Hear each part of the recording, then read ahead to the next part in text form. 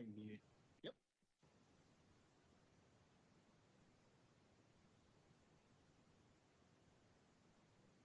Good evening. I'll call the Missoula City Council to order for October 3rd.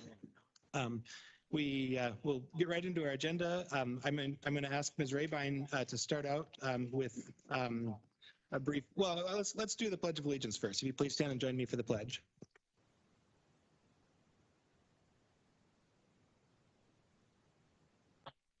The United States of America, and to the republic for which it stands, one nation, under God, indivisible, with liberty and justice for all.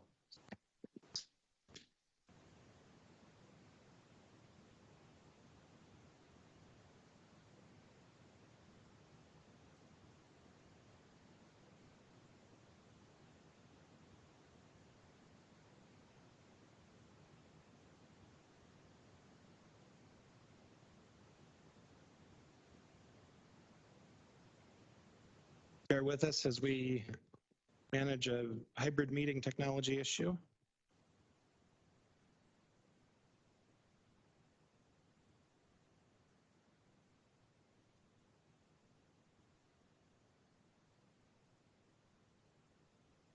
So testing there. Let's move that up just a little.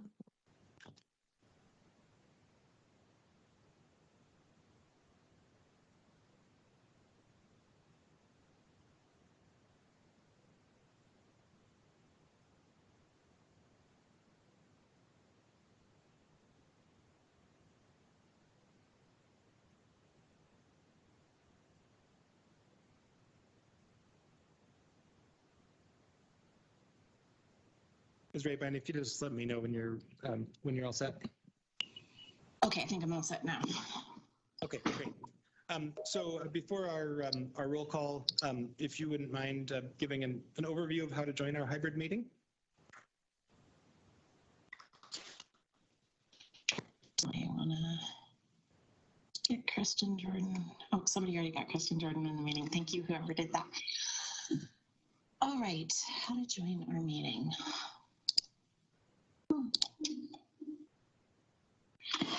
All right, if you are wanting to join the city council meeting tonight via a computer, you can venture to the City of Missoula's website. There's a meetings button right down here in the middle of our website. And if you click on that, it'll take you to our public meeting portal where all of the city's hybrid meetings are scheduled, and information about how to join them is on this page. For the city council meeting tonight, you would visit October 3rd date here on the calendar, and there'll be a screen that'll pop up. I recommend either joining, if you're joining via computer, joining via agenda HTML or the PDF. The HTML will give you access to all of the documents and the video with the meeting, and the PDF will give you a big long string of documents that are before the council for their consideration tonight. If you just want to watch the meeting, you would hit the video button here. And let me flip over to our agenda. So when you open up our agenda, you can see there's information about how to join.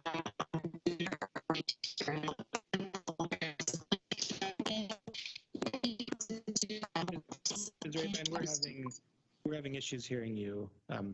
Okay. Network issue.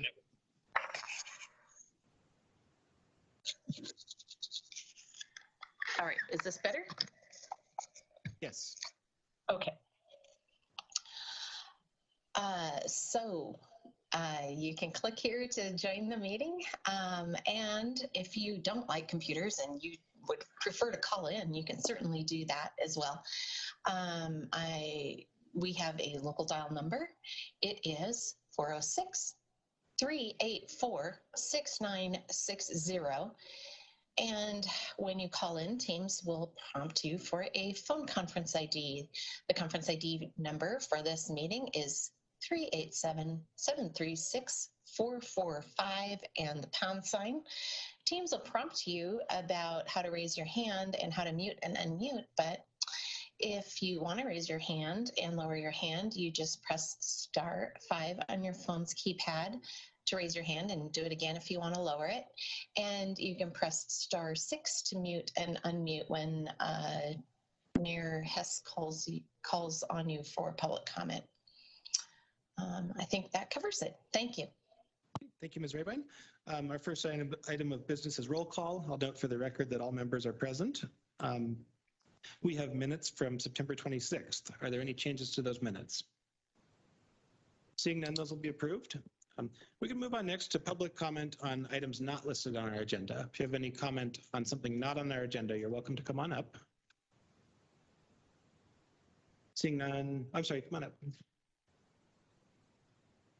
And you just right in front of that microphone is great. And if you just state your name for the record and keep it to about 3 minutes. Please. Sure. Thank you. I'm Dr. Melody Cunningham. I'm a pediatrician and a pediatric palliative care physician. And I appreciate the opportunity to speak with you all about an issue which I believe needs increased awareness and would bring harm to the citizens of Missoula. I've been a pediatrician for nearly 30 years, and 15 of those I've had the privilege and honor of being a pediatric hospice and palliative medicine physician. So I've had the sacred privilege of journeying with families who have had to say goodbye to their children and their infants who will not survive. And it's from that vantage point that I speak tonight. The moments when those families have to say goodbye to their children and their infants are irreplaceable and really help them in their grief journey. I know this because I still hear from families 5, 10, 15 years later after the loss of their child, because it's so profound, and the people who are able to honor them and be with them are part of their child's memory and history.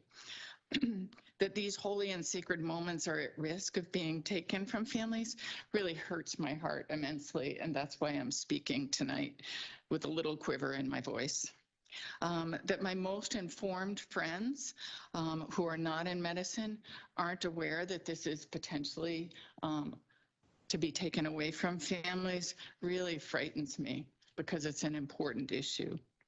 And although the LR 131 ballot initiative is a state initiative, I bring it up here because hopefully not many, but there are going to be citizens of Missoula who will be affected and not be able to hold their infant and say goodbye to their infant at end of life if this passes.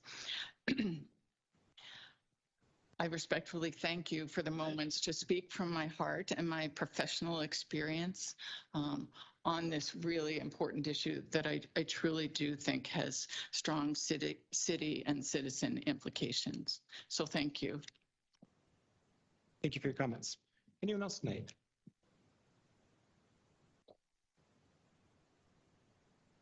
My name is Peter Walker Kelleher, and hello, City Councilors, hello, Commissioner. I often will watch the proceedings or at least review the minutes on Tuesday morning after the City Council is met. And the main thing that in addition to skimming through those, I'll look at the public comment. And I think for months I've been struck by maybe a lack of affirmation for our public servants. And so for several months, I thought, I'm going to come down to City Council. I'm going to come down to City Council and simply say thank you. I work as an engineer and a planner in the community and end up interacting with a number of you and city staff. And frankly, I'm really proud to be a part of Missoula. I feel like we have a responsive government that deliberates. I see people acting with integrity, problem solving, et cetera. So, and I know it's a big sacrifice. It's a lot of work for city councilors that step up, commissioners that step up and serve our community. So thank you. What finally brought me tonight was my longtime friend, Jack Rowan, is in front of you all as a potential city council member to take Jordan's seat. And I would like to endorse Jack. And to the extent that you know me, that may or may not provide credibility for Jack. I've known Jack for about 10 years, and I find him extremely intelligent, dedicated, and sincere. And I know, based on many conversations I've had with Jack, that He is a genuine public servant, and I think genuinely interested in stepping forward, filling the seat vacated by Mayor Hess, and being another servant for our community. So thank you all. Thank you, Mr. Walker-Kelleher. Any general public comment tonight? We'll hold comments on the vacancy until a little later in the meeting, but any other general comment? Okay, I've got an online comment.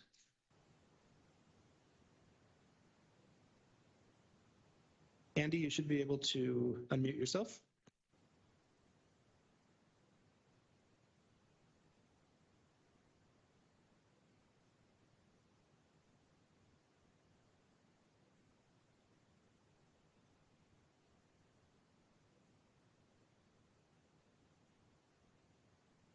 Andy, you're still muted on our end. You should be able to unmute on your computer.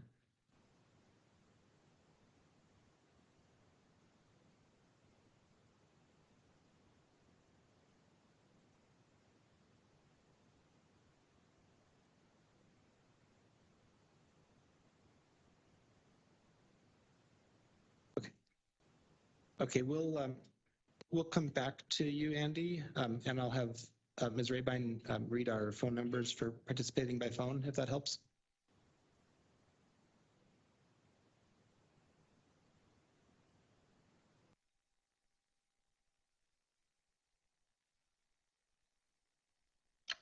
Okay, our phone number again is 406-384-6960.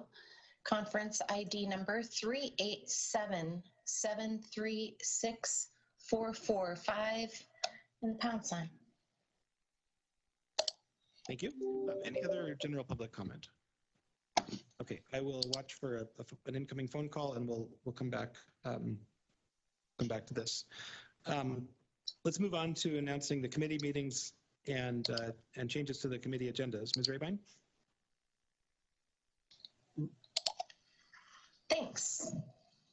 So we are setting up committee meetings for the next 2 Wednesdays. Actually, we only have them on one day. Let me share my screen here with everyone so you can see.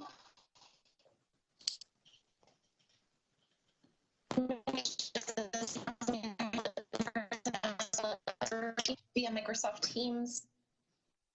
Ms. Rabine, you're having audio issues again, and I see we have a phone caller in the audience, so I'm going to go back to public comment for a minute, and then we'll come back to you for the committee schedule.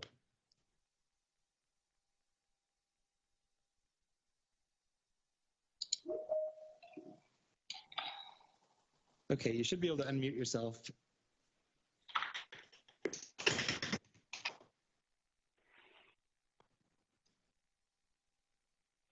Oh, okay. I'm no longer muted. Okay, we can hear you. Hello. Now. Thank you. Hello, Mayor Hess, and congratulations to you in your appointment as the new mayor, and hello to council. This is Andy Hosel, pronouns they, them. I live in Ward 2. I apologize for the hassle that happened last time. I'm not sure why. Microsoft Teams is weird. I'm calling, and I apologize if this is on the agenda. I didn't have time to review the agenda. I'm calling about the city notice that I saw this morning that the Northside Pedestrian Bridge is currently closed.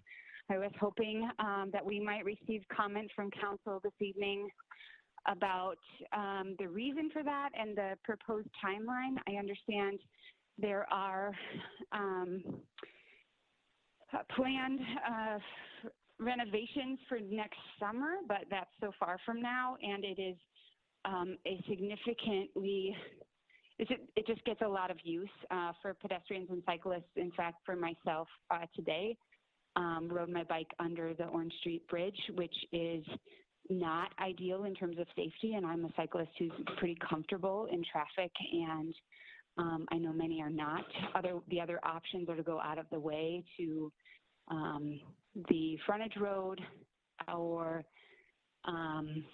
or the Scott Street Bridge. And so I'm curious about an update on that. I will also comment on the Ward 2 candidates to fill the mayor's spot in our ward, which I look forward to I look forward to working with that person and having that person represent me and the rest of Ward 2. And that's it for now. Oh, one other thing. I just wanted to say how excited I am that the playground at Westside Park for the Lowell Elementary School students is finally opened. It was a joyous occasion for me to be across the street at my house, hearing kids actually getting to play in the park instead of just the bus loop and the grass. So I'm really excited about that. And I thank you for your service. Thank you for your comments, Andy. I appreciate that. I will briefly address the Northside Pedestrian Bridge. The bridge during a routine inspection by City Parks and Recreation, staff identified a potential issue with the bridge, and out of an abundance of caution, opted to close the bridge until an engineering team can come out and take a look at that bridge. So that timeline is forthcoming and should be, we should know more about that in the matter of a couple of days here. It was, again, just something that was out of abundance of caution for safety of the bridge users, and we will know more about that shortly. Seeing no other general public comment, we can go back to our schedule of committee meetings. Ms. Rabine. Okay, I moved the microphone. Wait a minute. Nope, I think that's the right one. All right, I moved it. Hopefully this will be better. Let's talk about committees. Hang on, I'll share my screen. All right, City Council will not be meeting in committees this week, October 5th. This week is the Montana League of Cities and Towns Conference. It is being held in Kalispell, Montana at the Hilton Garden Inn. And so we will not be holding committee meetings this week. Next week, Monday, City Council will not meet because it is Indigenous Peoples Day. And so therefore committees will be held on the 12th of October. The Climate Conservation and Parks Committee will meet on the 12th from 9:25 in the morning to 11:10. They'll be taking up the Inflation Reduction Act overview, clean energy initiatives. Public Safety, Health and Operations Committee will meet on the 12th from 10:45 until 11:15 a.m., taking up a resolution to repeal the city's domestic partnership registry and the fiscal year 23 Community Justice Department agreement. Public Works and Mobility will meet Wednesday the 12th from 11:30 until noon. They'll be taking up appointments to the Cemetery Board, a resolution requesting disbursement of funds from the Montana Department of Transportation's Bridge and Road Safety and Accountability Act, lovingly referred to as BARSA. And finally, the Russell and 3rd Street intersection project reimbursement with the Montana Department of Transportation will round out their agenda items. The Housing Redevelopment and Community Programs Committee will meet Wednesday the 12th from 1 o'clock to 4:35. They have a full plate. They'll be taking up appointments to the Affordable Housing Resident Oversight Committee. They will take up a contract for the Emergency Winter Shelter, a contract for Operation Shelter Security Services, and an amendment to the existing Operation Shelter Security contract. Thank you, Ms. Rabine. Any changes to that committee schedule? Seeing none, we can move on to our consent agenda. Items on the consent agenda were approved generally unanimously in city council committees, and we save time on them here on Monday nights by voting on those items as a package. Ms. Rabine will read the list aloud so citizens watching on MCAT will know what is on the consent agenda, and we'll invite community comment before we vote. Ms. Rabine?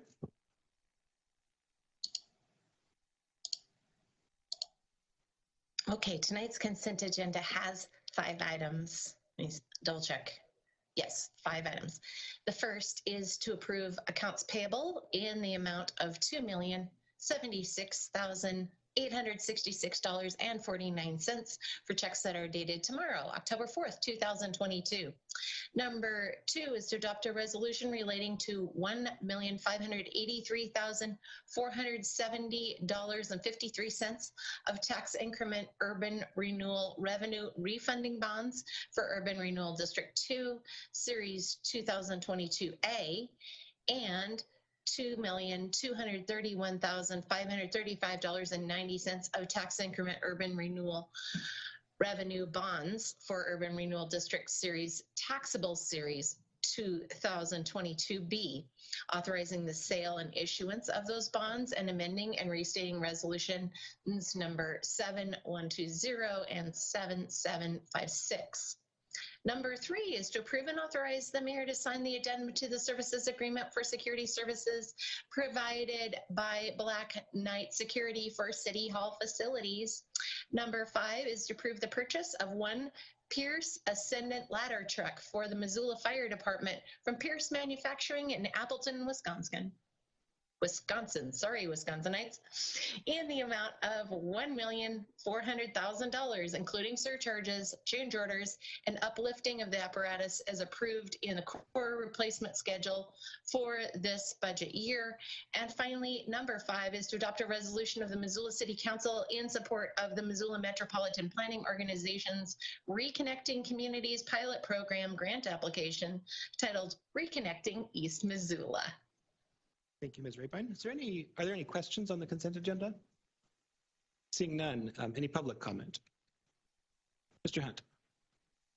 Thank you, Kevin. Hunt, 308 Parkside Lane.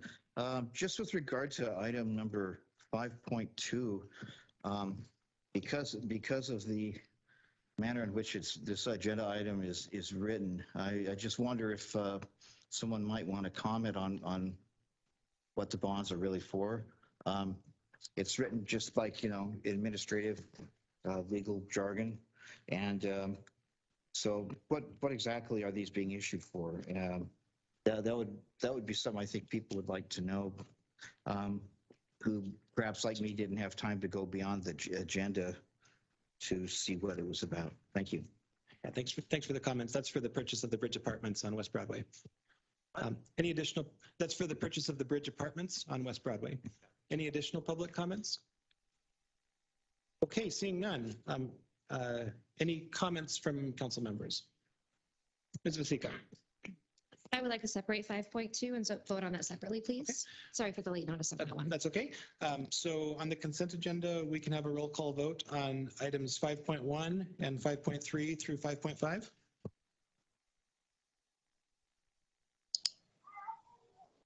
All right, on the consent agenda, minus item number 2. Hang on just a second. Anderson. Yes. Becerra. Yes. Carlino. Yes. Contos. Yes. Jones. Yes. Jordan. Yes. Nugent. Yes. Savage. Yes. Sherrill. Yes. Vasika. Yes. And West. Yes. Would any of you like to change your vote? That's 11 ayes. And it passes. And item 5.2. Item 5.2. Becerra. Yes. Carlino. Yes. Contos. Yes. Jones. Yes. Jordan. Yes. Nugent. Yes. Savage. Yes. Sherrill. Yes.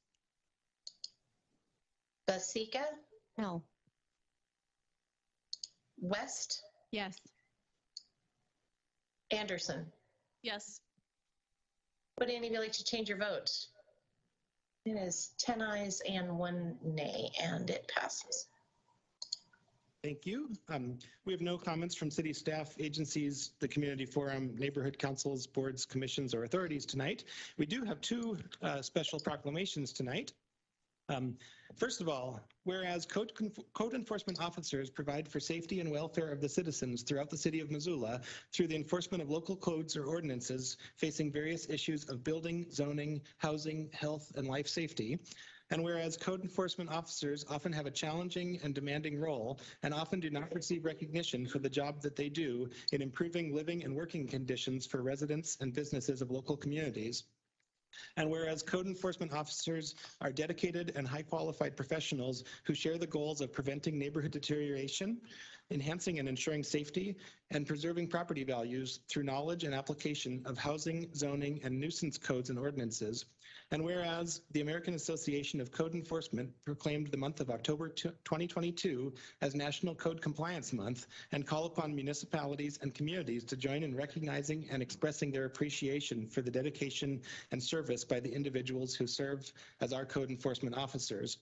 Now, therefore, I, Jordan Hess, Mayor of the City of Missoula in the state of Montana, hereby recognize the month of October 2022 as National Code Compliance Month. And we have Walter Banziger from our Community Planning, Development, and Innovation team on the line to speak briefly. Before we go to Walter, I wanted to personally recognize our code compliance team. This team is really, in my 9 years on the city council, the lifeline for constituent services. And I want to applaud this team for working diligently to ensure that our community remains a safe, healthy, vibrant place. Charmel and her team are always available to take a phone call or respond to an issue, and those issues could range from a couch on fire in an alley to dead roadkill to a fence that had fallen down and had become unsafe to an abandoned vehicle, to any number of issues. You never know what will come at the code enforcement officers, and they always handle it with a professional attitude and with a can-do attitude. So, Walter, I'll turn it over to you. Thank you, Mayor Hess. I also, too, wanted to thank Charmel Long and Michelle for their service, their dedication to the city of Missoula, and then for their stewardship for the safety of our community. The staff of code enforcement are dedicated to preserving the quality of life and enhancing the safety of our community each day. This team works with the community and city agencies to ensure that people and property are safe, public access ways and rights of way remain accessible and open, and they also assist in addressing housing issues within our community. They work with all the departments, including planning, building, public works, police, and most importantly, they work with the individuals of this community, and they represent the city in all aspects of code enforcement. Their approach is always collaborative and supportive in addressing the community needs, and they work very closely with everyone in trying to find equitable solutions to issues that are affecting the individuals in their neighborhoods. I'm honored to work with these folks every day. And I wanted to thank you, Mayor Jordan Hess, and the City Council for recognizing them and their service today. Thank you for that. And again, our appreciation to the code compliance team.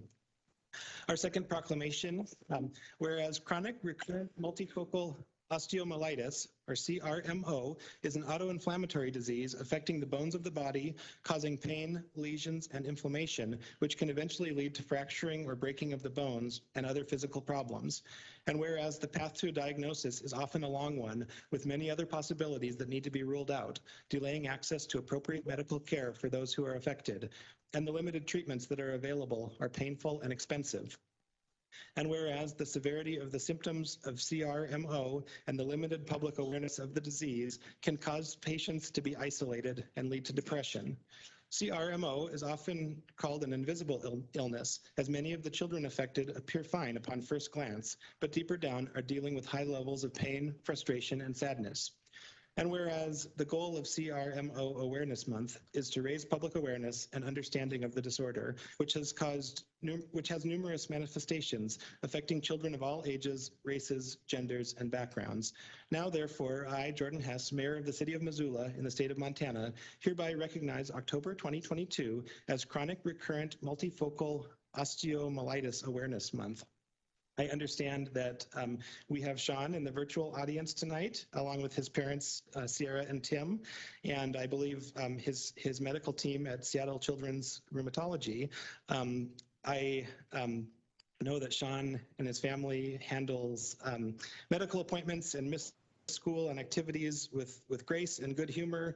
And I want to just let you know, Sean, that that the city of Missoula, we're thinking of you, and we're sending you our best wishes.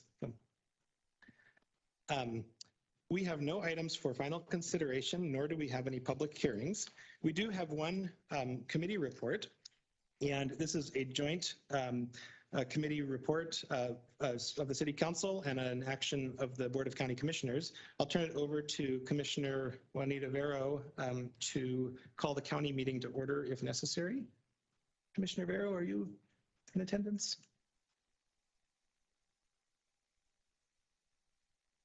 Oh, thank you. Commissioner, you should be able to join us now.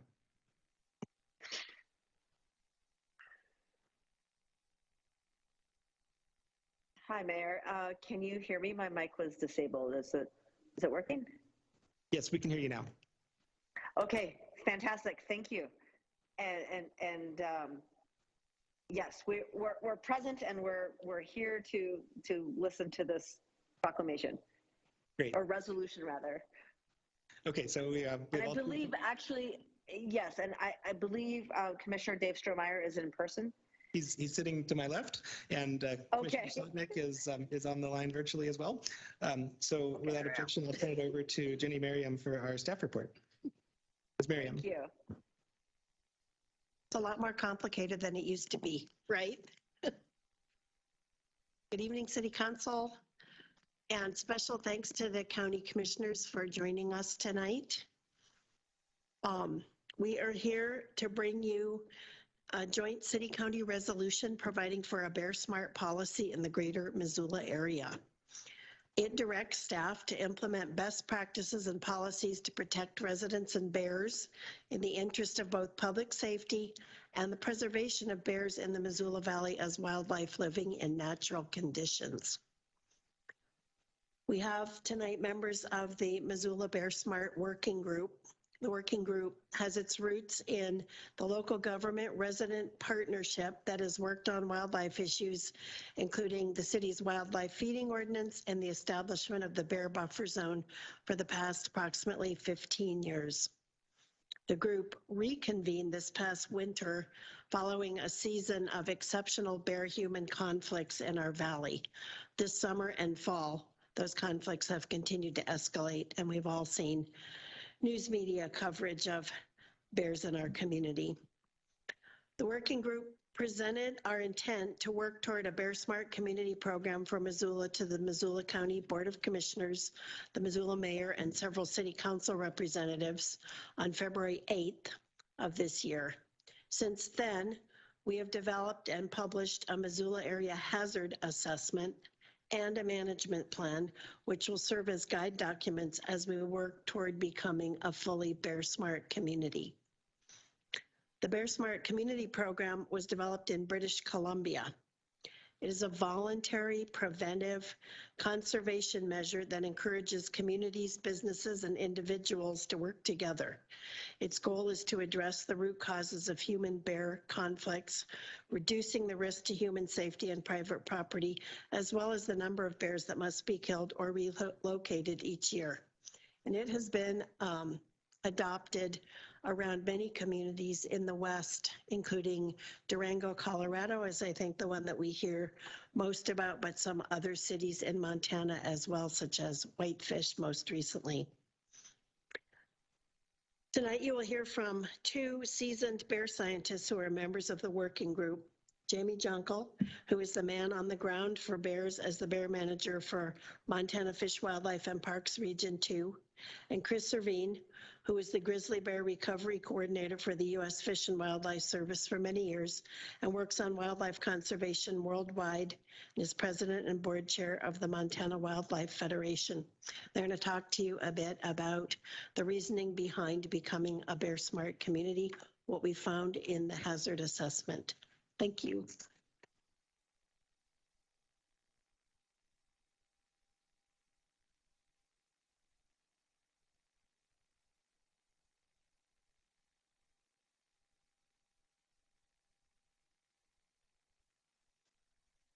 Good morning, or good afternoon, I guess.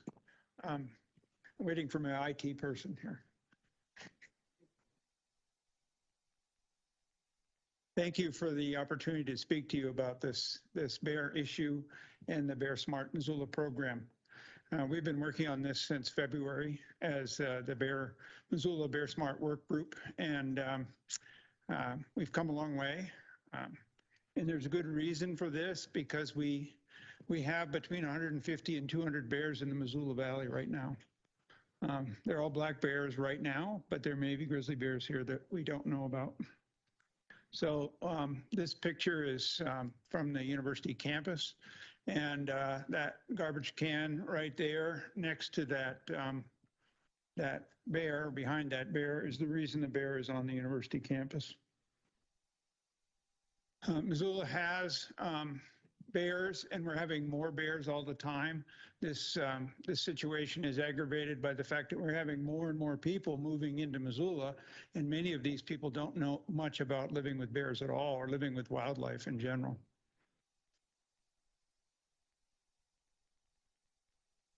As Jenny said, we have completed the bear hazard assessment. The hazard assessment identifies what the problems are in the Missoula area related to bears and where those problems exist. And that document is available on missoulabears.org, and I think all of you have access to a copy of that.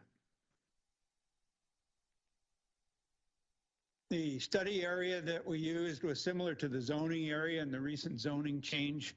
So it includes the center of Missoula as well as areas in Missoula County surrounding Missoula, because we can't really segregate the areas where bears are and people are. They all overlap. So this was the study area we picked, and all the areas you can see identified there are areas of bear-human conflicts. This identifies the reason that bears get into conflicts with people. 49% of the conflicts are due to garbage and access of bears into human garbage. That usually occurs because the garbage is improperly stored and is available to bears. Fruit trees are another big deal. Right now is a big time for fruit trees. As all the fruit ripens, the bears move into those places. Bird feeders are a serious problem, particularly in the summertime when people choose to feed birds seed.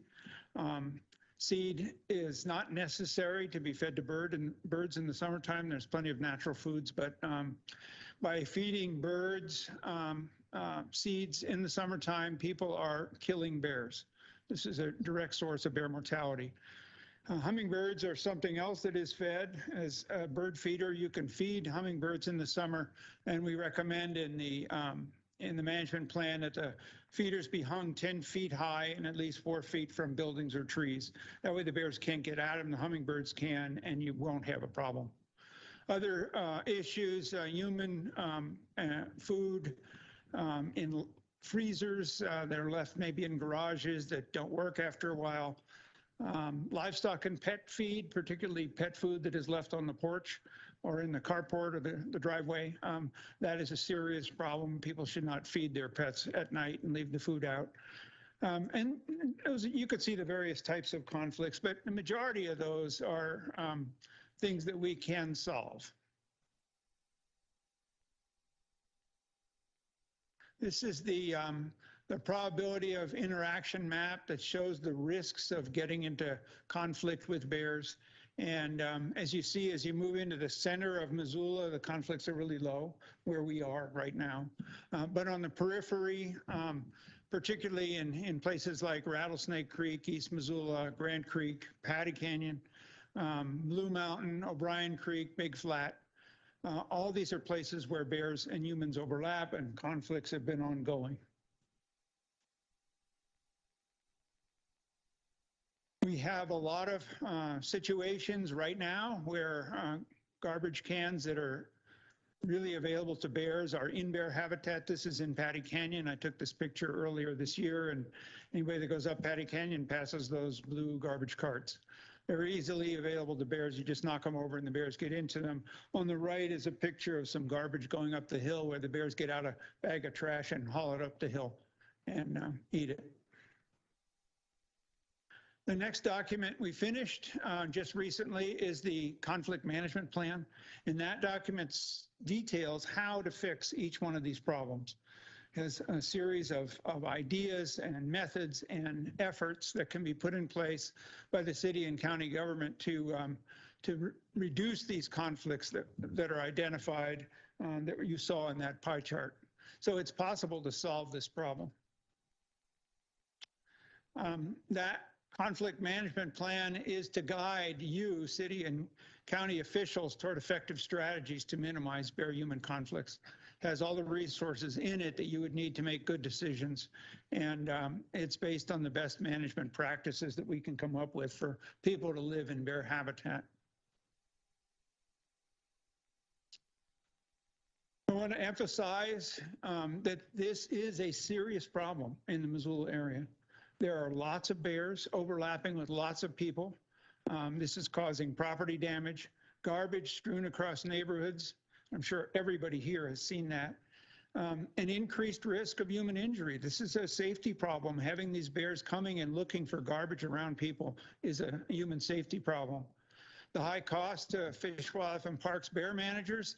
Jamie Jonko is the lead bear manager here for Fish, Wildlife, and Parks. Fish, Wildlife, and Parks spends about $50,000 a year just in the Missoula area with all these bear conflicts.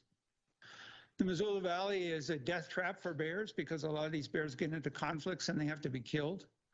And this is a poor image for Missoula as a community that's uncaring about wildlife and proper sanitation and wildlife habitat.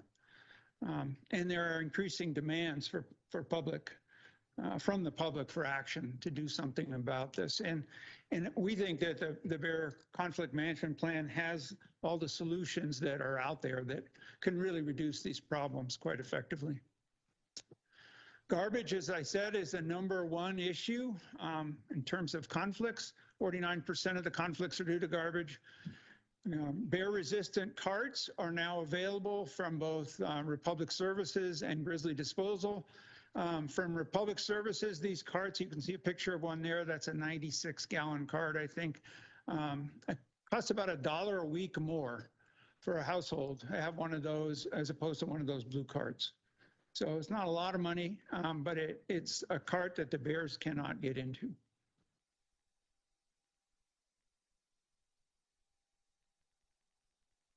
And these are some other examples of bear-resistant containers. Those two brown ones you see on your right were put in by the Forest Service at the trailheads at Patty Canyon to keep the bears out of garbage there. Very effective mechanism. And there are good ways to prevent bears from getting into garbage. So I recommend a bear buffer zone, which is the gray area on this map. And in that buffer zone, the advanced management practices of secure garbage cans, no bird feeding, hanging hummingbird feeders, picking fruit trees, all that kind of thing should be in that gray area. The core of Missoula, which is the lighter colored area, probably not necessary to do that right now. And most importantly, we have grizzly bears in and around Missoula right now. We've had grizzly bears in the Rattlesnake this spring. 2 grizzly bears were just caught down by Lolo. They went across through East Missoula, crossed the interstate, probably up Deer Creek and over, and they ended up by Florence and then up by Lolo, and they've been captured and relocated. They were eating apples in the Bitterroot Valley. These were 2-year-old bears that were just out on their own, trying to make a living. They're acting like teenagers. They don't know how to get by. And if we provide stuff for them, they will get into it and get into trouble. So thank you for recognizing the importance of making Missoula a bear smart community. We think this is an important thing to do, and it's the right thing to do. We live in bear habitat. They don't live in our habitat. We live in theirs. So let's try to get along together by making some effort. So Jamie is here to answer questions in detail, and I thank you for your time. Thank you. Let's go right to questions. Anyone have questions?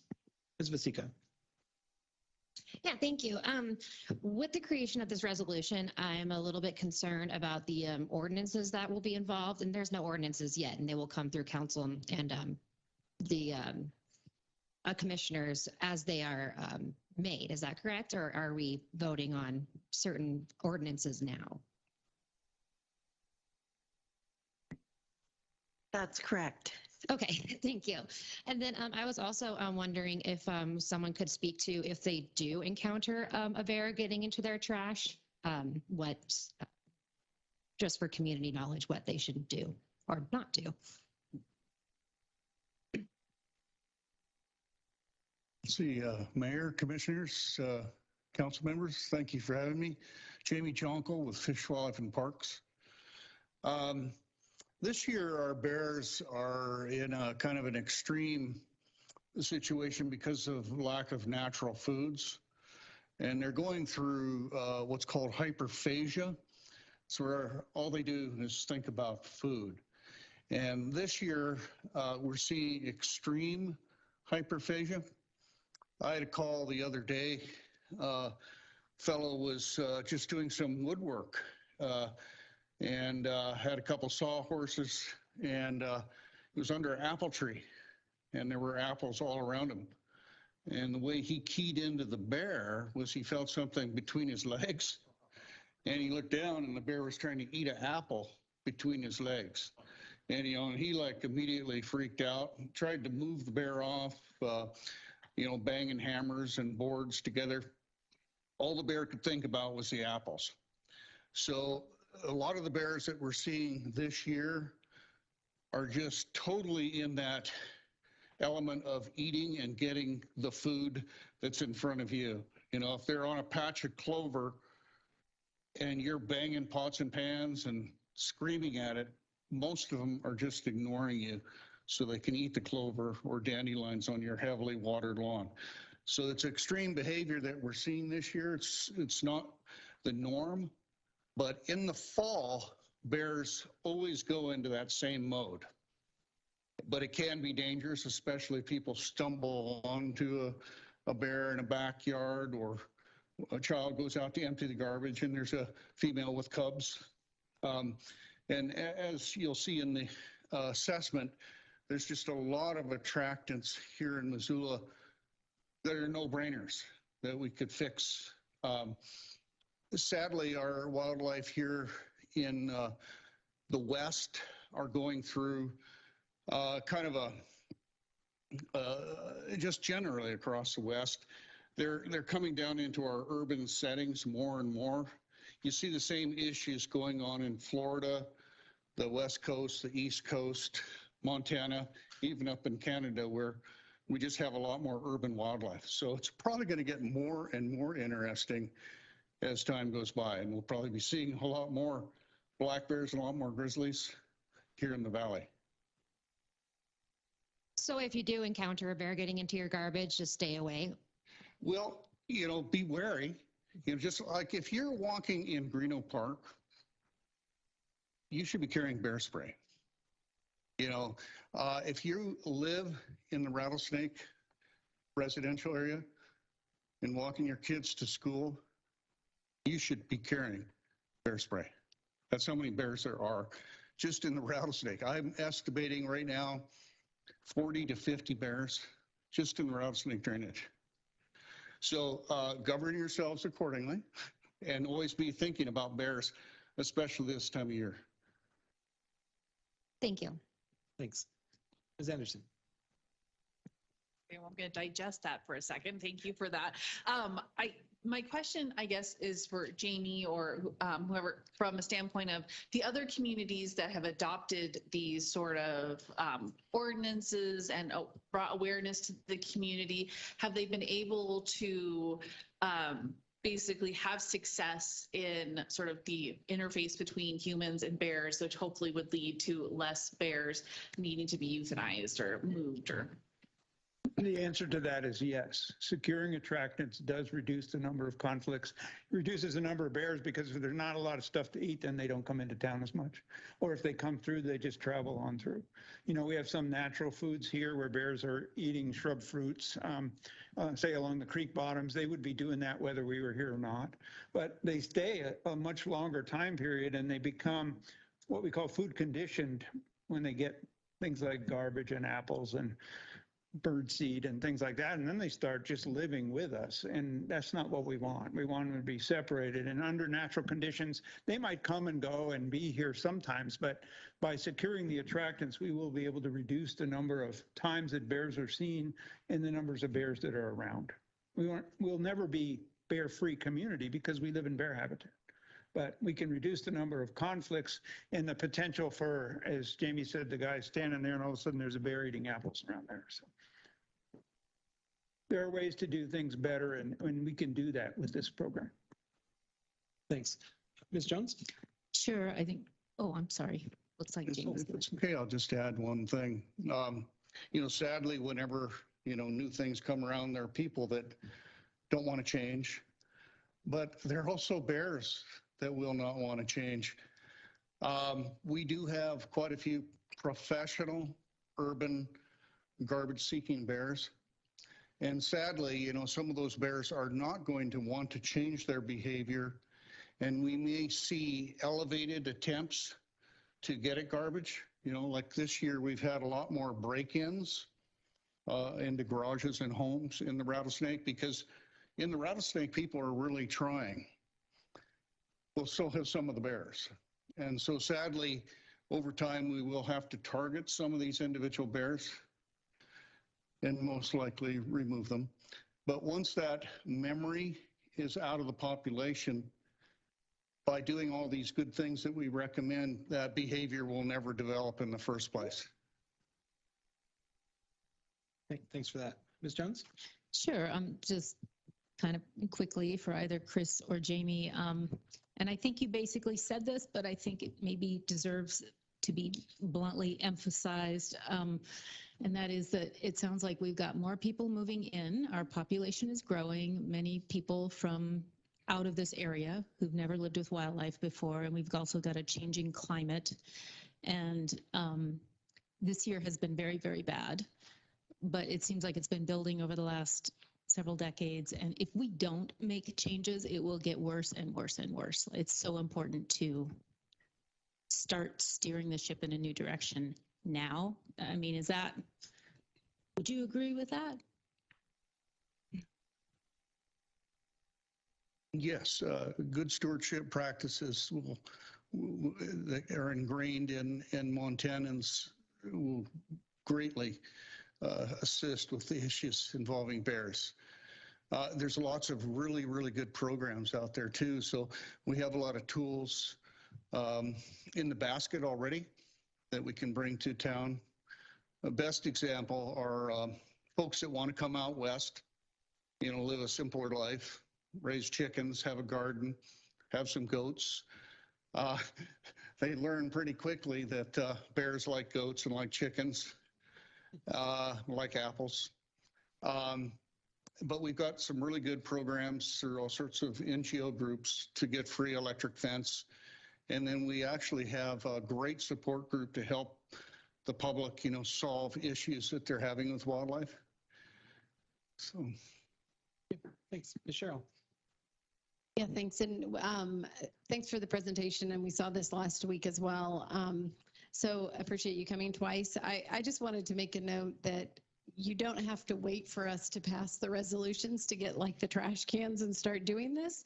So Chad Bauer was here on Wednesday, and my understanding from our public services, and my understanding is they have plenty of these trash cans available. So if you were in any of these high high bear conflict areas. Do it before we, before, Right here. look, I didn't even see you. Okay, okay, good. Chad's got Thanks. bins out front ready for you to take home. I was hiding in the back, Amber. Good afternoon, Chad Bauer with Republic Services. And yes, to answer your question, we do have plenty of bear-resistant containers. Jamie's kept us very busy this fall. We are building lids for bear-proof commercial dumpsters as fast as we can get them done. But we have plenty of the 96-gallon carts to put out in the public if they need them. Thank you, Mr. Bauer. Ms. Jordan, Can I make a comment? let's hold off on comments for just a moment. More questions? Mr. Carlino? Yes. Yeah, I appreciate the Bear Smart Working Group bringing forward this resolution. And I was curious if you are hoping that the city and county government will follow the management plan, or are you planning on coming back with more specific recommendations for city ordinances or for budget requests or for staff positions?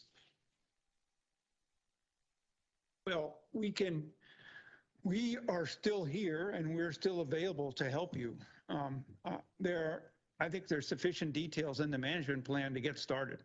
All the details of what needs to be done for all those major issues and best management practices to treat each one of them are in the management plan.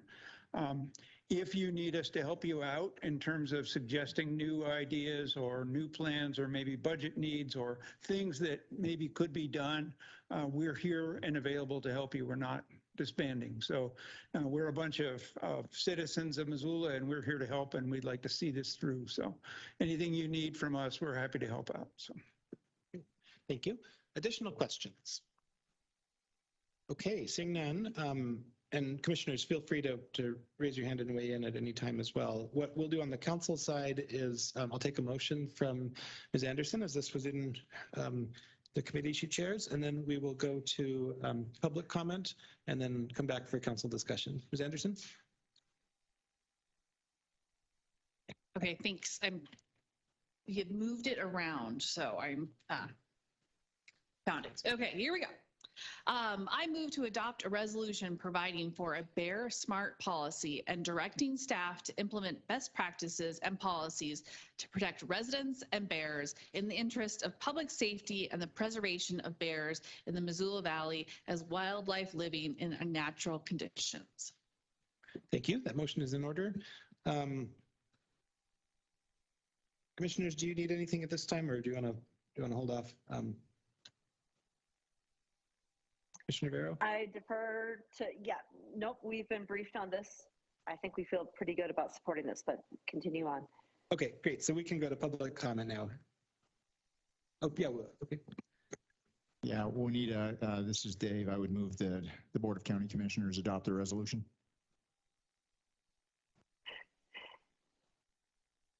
Thank you, Commissioner Strohmeyer. I'm forgetting about process. Okay, so it's been moved and seconded. I'll second that one. All in favor? Okay. Aye. Commissioner, I think we're going to wait and take public comment, Juanita. Oh, we're just going to push this through. Okay, thank you. Apologies. We are efficient across the street.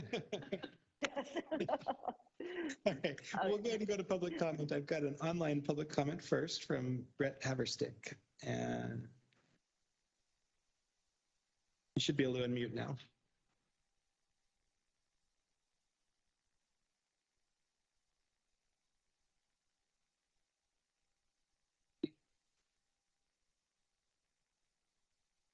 Mr. Haverstick, you should be able to unmute.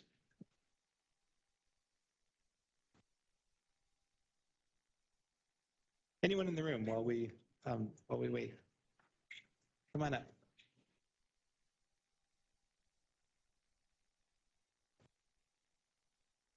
Hello, commissioners, council members.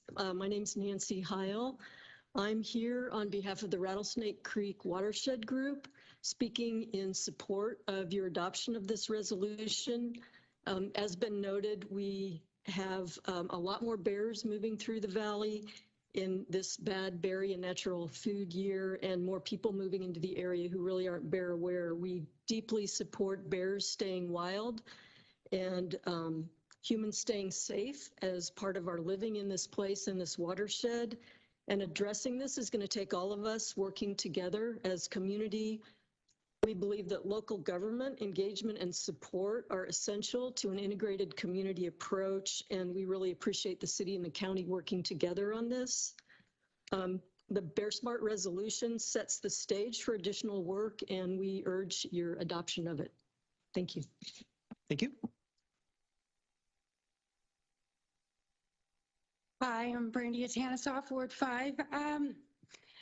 I want to ask, the history in the Flathead, is that taken into account when developing your education for disposing trash? And when you're doing the education about proper disposal with these trash bins, are you including what happens back, what was in the 60s with the night of the Grizzly? What happens when you do not properly dispose of that and how it could create a big mess? And that these things, the reasons behind them in what you developed. So we. Okay, so just to recap, we have history within the state where it wasn't properly, trash was not properly disposed of, and we haven't had as heavy of a bear group in quite some time. And so I just wanted to I wanted to make sure with them that they are including Flat's history somewhere in this at some point so that we have what happens if we don't properly dispose of those things. So I'm sure that you have all heard of the Night of the Grizzly and can do this on their own. I just wanted to just double check that. Thank you for your time. Thank you.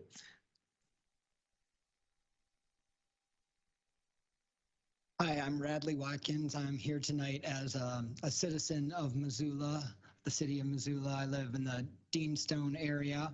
One of the great things about living there is the city's done such a good job protecting open space, and all my neighbors like to hike on the great trails and parks, and there's been signs by neighbors saying careful, bear scat seen in the area, and be careful about hiking at night. That being said, trash pickup on my street on Parkview Way was today, last night. The whole street had their trash cans out ahead of time.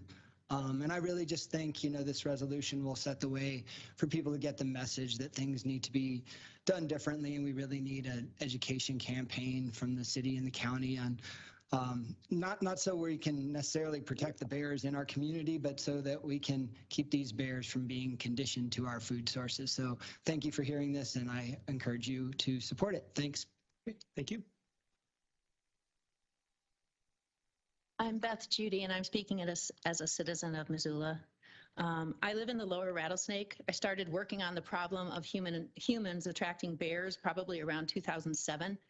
And at first I was doing it for the bears' sake, but as I went door to door and listened to stories, I quickly changed to doing it for the safety of both people and bears. Everyone I met, if they'd lived in the Rattlesnake for at least 2 years, had a story of some kind of encounter with bears. At my house, I've had about 6 in 25 years, including a bear put down in my yard, and I live right next to the highway. Trying to get people to change their behavior and beliefs has always been super hard. There's always been a little success along the way, but mostly failure. In the Rattlesnake, it's an overwhelming problem, and now there are way more bears, way more people, and climate change is and will be affecting natural bear foods.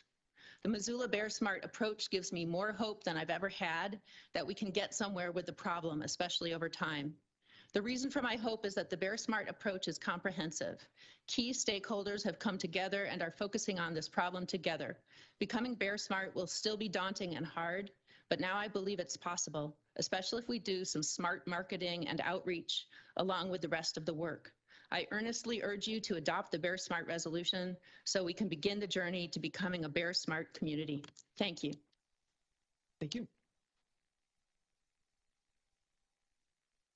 My name is Alyssa Chott, and I'm the programs manager for the Great Bear Foundation's Missoula office. Coexistence with wildlife is never easy as human development spreads out in our valleys and up our drainages. Pressure is put on species that have already had a hard time scrapping out a living in the beautiful mountains we are fortunate enough to call home. We have seen an increase in bear conflicts in recent years and a sharp increase this year as wild bear foods had poor crops. Bears are in town seeking much needed calories, becoming food conditioned as they have ready access to human-based food sources. The occasional bear passing through residential areas wouldn't be a huge deal, but they do not simply pass through. Bears stay because they find food. The human attractants easily accessible to bears are then ingrained in the cubs' behaviors as mother bears pass down where to find food to their offspring.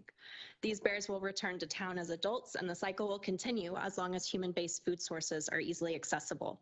It is up to us to make sure we properly store our garbage, our birdseed, our domestic fruit, and other attractants. This becomes a human safety issue as bears are in backyards, in alleys, and garages left wide open, seeking these foods we leave out for them. We're asking the city and council to help instill best management practices when living with bears, beginning with bears' access to garbage, which is the #1 conflict source. We can do this. We can keep both bears and people safe using the examples and methods set forth in other Bear Smart communities. It is going to take time, effort, outreach, and collaboration, but in moving to be Bear Smart, we are creating a stronger future for our community and the wildlife with which we share these mountains. Thank you for the opportunity to comment. Thank you. Anyone else tonight? Bennett. I thought I was only commenting on one thing tonight. I do want to just give a shout out to Jamie Jonkel and his team. I'm sure he doesn't know me, but I'm the lady up on Saddleback Lane who's called a few times, and folks they've come out. I've gotten advice about electric fences, advice about a lot of things, and they're incredibly kind and responsive. And don't you make you feel dumb that you don't know how to put an electric fence together at first pass. So I just wanted to give a shout out and thank you. And I totally support Bear Smart. And can you give us your name again for the record? Melody Cunningham. Thank you. Any additional public comment tonight? Hi, I'm Blake Nicolazzo. I started a group called Missoula for Bears, and we brought the film Bears of Durango to town to play at ZAC, and some of you came to that. And there's a lot of us who have been working on this issue for a long time. I want to thank those of you on council who have really participated with us and made this happen, and the working group really deserves a lot of our accolades. I want to make the point that this is an incredible step forward. It's time, and I'm really grateful that this issue has gotten the attention it deserves. But with this comes a responsibility for education and enforcement. Without that, I feel like we're going to just be right back where we started. So I don't want to be Debbie Downer, but I want to be very realistic that this is a beginning. It's an important beginning. I'm really glad we're taking it, but education and enforcement are required to get this done. So thank you so much. Thank you. Okay, I'm going to go back to our online attendees. Brett Haverstick, are you able to unmute? We do have a new phone number in attendance as well. Rabine, could you read the phone number again for anyone who wants to dial in by phone? I would be happy to. Just a moment. Our phone number is 406-384-6960. That's 406-384-6960. And the conference ID number, 387-736-445, the pound sign. That again is 445, and the pound sign. Okay, thank you. We'll just wait for just a moment. Anyone else in the audience? Okay.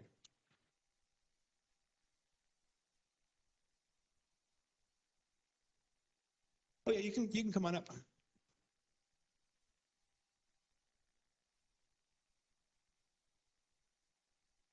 Hi, my name is James Roof. I live in the Orchard Homes area. I didn't come to Missoula in the mid-90s for the nightlife. I came for the wilderness. And I came because Montana was the only place in the lower 48 that really had real wilderness left. And I want to commend the work of Jamie Jonkel and Chris Servine and people with Great Bear Foundation because I knew Chuck Jonkel. He was one of the first people I met in Missoula. And I think we have a special challenge and a great opportunity to be a model for how people in this country deal with wildlife. And we are in bear habitat. And I just wanted to say I support this fully. Thank you. Appreciate the comments. Anyone else tonight? Okay, we will go back to council comment. I have Ms. Jordan first. Thank you. I just wanted to say, I think this is such an amazing effort, and I'm really grateful for the scientific approach that the team has taken in this and gathering data and collaborating with homeowners and residents of Missoula and using science to come up with some really simple solutions to make sure that bears and people are safe. This is something that I wanted to address before I even got onto council, and then I found out the ball was already rolling. So I'm super grateful to the work that you all have done on this, and I'm fully in support of this resolution and fully in support of seeing the bear buffer zone expanded as you guys have recommended in your hazard plan. So thank you very much. Ms. Cheryl? Yeah, thanks. I really just want to echo Ms. Jordan's comments. I really appreciate the collaboration of this group, and I think that by bringing partners together, it's going to be a more comprehensive effort.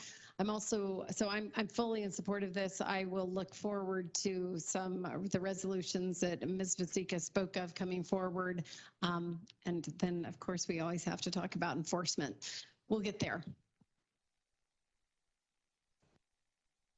I just learned of a potential trick for our online attendees. So I'm gonna go back to this one more time.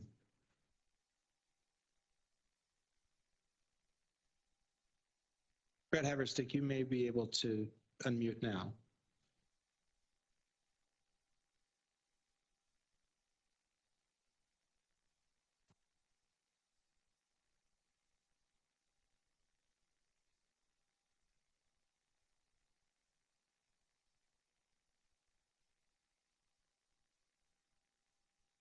He's on mute. Yeah, and I think that's not an issue on our end. So we'll move back to council comment. Mr. Carlino. Yeah, I just want to say in Missoula, we're so lucky to be the home of the Grizzlies. And I think to have that title in the future, we need to make sure that we completely follow this conflict management plan and do everything that we can to protect the bears and protect the residents of Missoula. And most of all, we're going to need to stop the climate crisis and ensure that bear foods will still be plentiful in the future, and to ensure that all the bear species will stay alive and healthy for generations to come. Ms. Anderson. Thanks so much. I'm happy to support this, and I really appreciate just the little bit of education that just myself has been able to glean from this whole process. I grew up in the Flathead, and I've had bears at my grandparents' cabin for my entire life, and I have stories of them breaking into our house and getting into our freezer. And they really like Oreos, apparently, even if you keep them in the freezer. And the whole, just knowing that we don't need to feed birds in the summertime. I didn't know that. And I have, consider myself a pretty bear aware person. And the fact that, it's as simple as getting educated to the small things that we can be doing before we have to go down the road of any, ordinances or mandates or compliance. It's just the responsible thing to do. We all love to live here, the beauty, the nature, but with that comes responsibility. And the simple responsibility that people can do is get educated. Don't apparently feed birds in the summertime. You have a bird bath. They will still come to your yard. I learned that too. And the precautions that you can take, get a bear resistant can. And just do the right thing for not only the safety of your neighbors, but for the safety of the wildlife that do contribute to the parts that make Missoula an amazing place to live. So I'm excited for this continued conversation, education to come forward, and just appreciate just the small bit of education that I myself have received. So thank you. Thank you. Ms. Savage.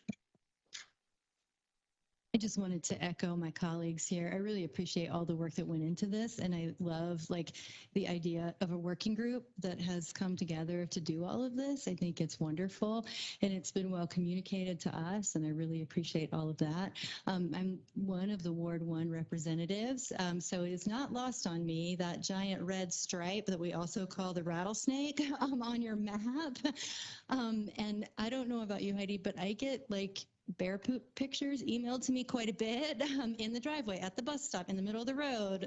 So I'm really happy to support this tonight. And I'll be carrying my bear spray through Greeno Park. I did not know that. So thank you for that. Ms. Becerra? Thank you. I just want to express my gratitude to all the experts and all the businesses and organizations that have collaborated. Thank you, Ginny, for keeping everyone together, moving forward on this. I do live in an area that's pretty regularly frequented by bears, so I very much appreciate this, and I will be getting one of those trash cans.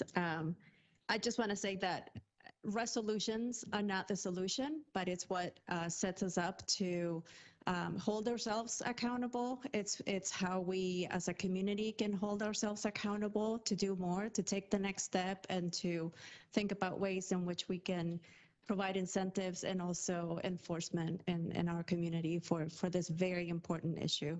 So just fully supportive of it and very grateful for all the expertise that we have had throughout this process. Hey, Commissioner Strohmeyer. Thanks, Mayor Hess. So 17 years ago, I sat at this table as a new county commissioner representing Ward 1. Actually, Jennifer, it was in the line of succession of your seat going in the opposite direction. And at that point in time, we were grappling with issues related to bears as we are today. And that early work back in the mid-2000s eventuated into the bear buffer zone that you currently see up here on the map. Well, 2 weeks ago, walking down Pine Street, I ran into a humongous pile of bear poop full of apples. Right by the, it's either the Knights of Columbus building or in the between there and the federal building. Maybe the bear was doing due diligence on the federal building. I don't know. But anyway, a week later, a week ago, and I just lived down the street here on East Pine Street, all of the trash cans in the alley between Pine and Spruce were hit by a bear or bears.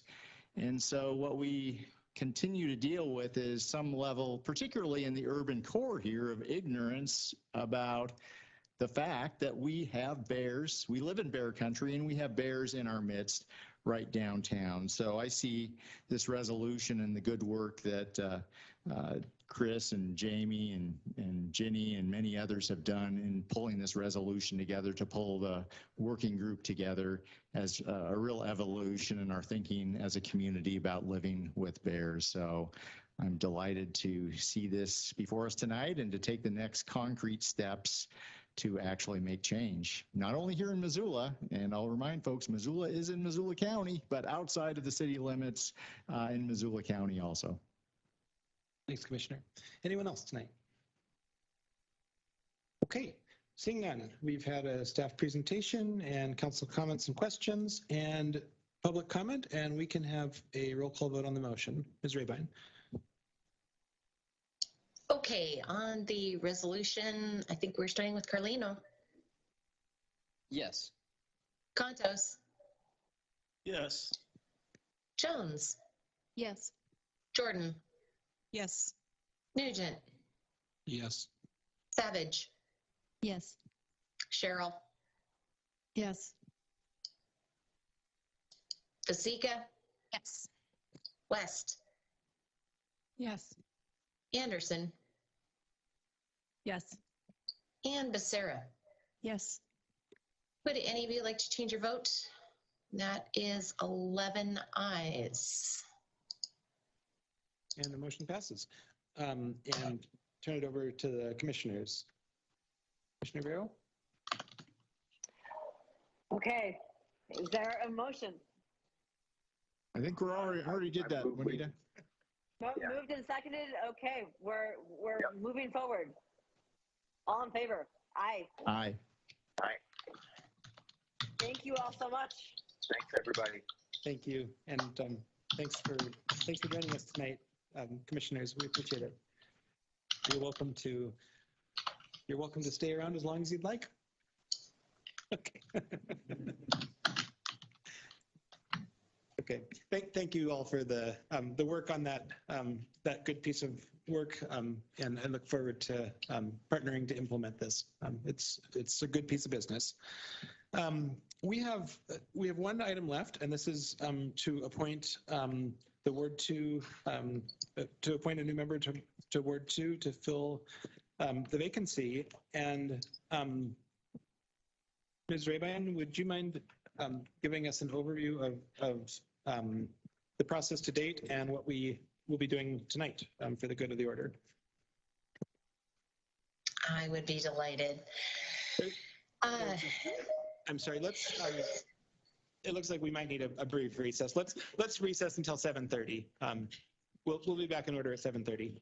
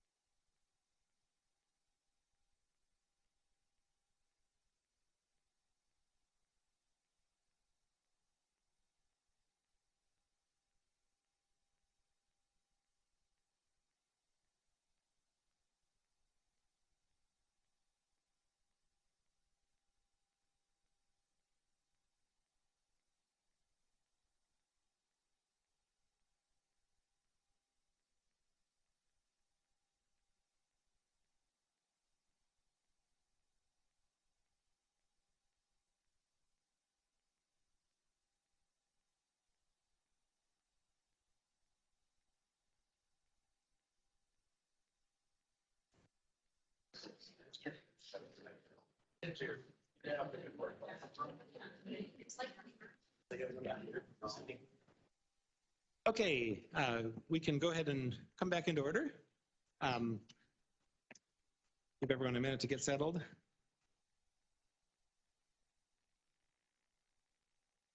And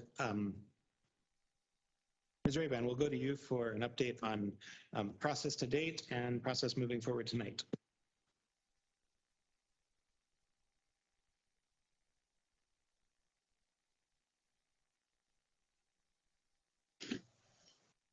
Okay, good evening, everybody. This is Marty Rabine. I'm your Legislative Services Director and City Clerk. As most of you know, City Council appointed Jordan Hess as the new mayor, and that created a vacancy upon his taking of the official oath of office as the mayor of Missoula for the ward seat in Ward 2 that he formerly held. On September 14th, our office opened applications. They were due on the 22nd of September at noon. Last week, City Council selected all of the applicants who had applied to be interviewed. The city received 6 applications, and one of the candidates withdrew their application prior to the interview phase. So council interviewed 5 applicants. They interviewed Sierra Farmer, Tegan Avery, Derek Hitt, John Rowan, also known as Jack Rowan, and Rebecca Dawson.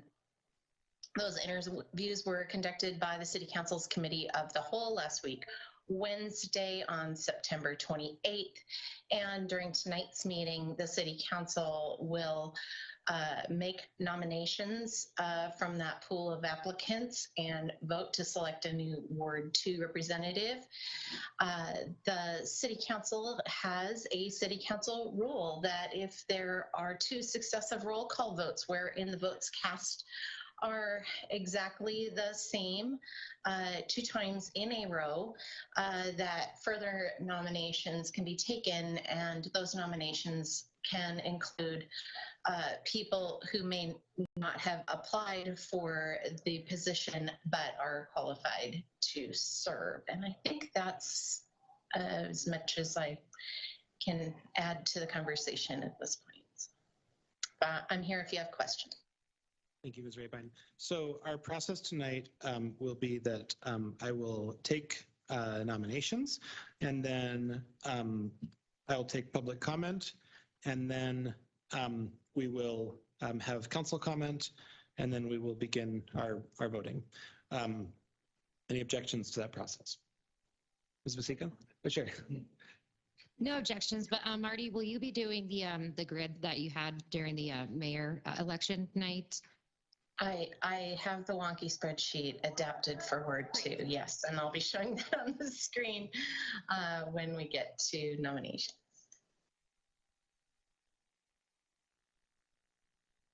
Okay. With that, we can go to nominations, and I'll just take hands as I see them. Ms. Jordan. Thank you. I'd like to nominate Tegan Avery. Thank you. Anyone else? Ms. Jones? I'd like to nominate Derek Hitt. Ms. Becerra? I'd like to nominate Sierra Farmer. And Ms. West? I would like to nominate Jack Rowan. And Ms. Vasica? I would like to nominate Rebecca Dawson. Okay. I will not take any more nominations as all of the candidates have been nominated. So we'll close nominations, and we'll go to public comment. And so for public comment, I ask that you come up and state your name for the record. I think we're having some issues with online comments. And so if we are not able to receive a comment, we'll provide the phone instructions again, and we'll look into that for a future meeting. So I think what I'll do is I'll take online comments first, and that will give people time to call in if needed. I just ask that you keep your comments respectful, that you keep them to the extent possible, that you keep them being affirmative for a candidate. that you keep them to around 3 minutes. So with that, we have Joe N. With an online comment. And Joe, you should be able to unmute yourself. If you're unable to, Ms. Rabine, would you read the phone numbers again for anyone who's joining remotely? I will, and I'll share them briefly on the screen as well. Okay, folks, phone number again is 406-384-6960. Our phone conference ID 387-736-445 and the pound sign. When you join by phone, you can press *5 in order to raise your hand to be recognized for public comment, and *6 on your telephone will mute and unmute you. Okay, thank you. So it looks like our commenter, we might have a systemic issue. Our commenter does not appear to be able to unmute. So I just advise anyone who wishes to comment to try that phone option. Yeah. And Point of order, Mayor Hess. Yes, One go thing, ahead. when folks join Teams, they can check. There's a 3 dots, and it says more on my computer, and I can check device settings. You'll want to make sure that the proper microphone is selected in that particular menu. And the first time I downloaded Teams on both my Mac and my PC, I had to give Teams permission and access to both my mic and my camera in order to be able to participate. I had to do the same thing with Zoom. I've had to do it with WebEx. So those might be some things that folks can do to troubleshoot on their own end. Okay, thanks. And we will we'll take comments from folks in the virtual meeting and by phone in case they need it as a backup. We'll go to the room. Anyone in the room want to comment tonight? Mr. Hunt. Kevin at 308 Parkside Lane. I just wanted to bring up something to think about in the future that dawned on me, and that is that we have great outreach to the unhoused population in Missoula, but it's hard for me to figure out how they would apply for a city council seat, especially if they have to verify that they have a physical address within the pertinent ward. As far as being able to vote, the courts have stricken down the requirement for homeless people to have to show a physical address. They could say, well, I live at this heating grate or whatever. In Missoula, of course, there's just a very few places that are lawful for people to sleep, lie, and camp, spend the night, and that's why the 2 ordinances Missoula has that would otherwise criminalize that behavior that's why they're valid, is because the city provides these other spaces. So if you force people into these places where they can't say they physically reside in a ward that has an opening, how are they supposed to apply for it? It's a conundrum, but I think it's something you need to look at. I'm not saying you're going to have a flood of unhoused people trying to get on the council, but Missoula's pretty progressive, and I think that's something that needs to be addressed. And there's plenty of qualified people, I guarantee you, that are out there who don't have housing right now. So we've basically disenfranchised.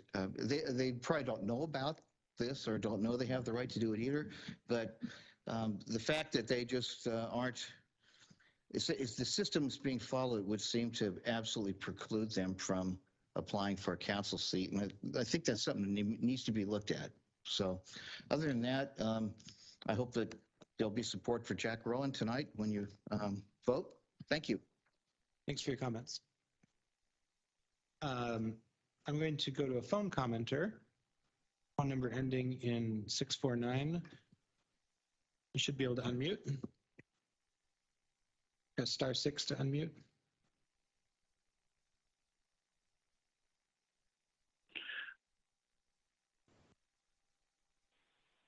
I misread. Am I live now? Yes, you are. Okay, great.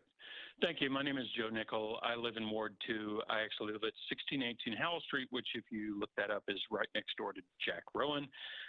We are next door neighbors. And I've known him, I've lived in a 3-block area on Howell Street for about the past 27 years. I've known Jack for at least half of that time.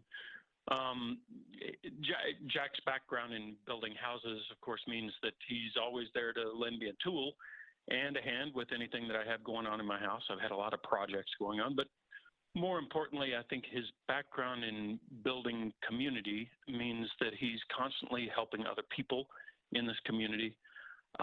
His chosen line of work is a hospice chaplain. I think it speaks for itself. He spends his days providing compassion and support for people during literally the most difficult time in their lives. His long-time involvement in creative thinking around issues of housing and transportation in particular, I think, are pretty well documented in his application for this position. Those are pretty key issues in our whole community right now. And then, Jack and I have had plenty of conversations about local policy and issues in our front yards across the fence.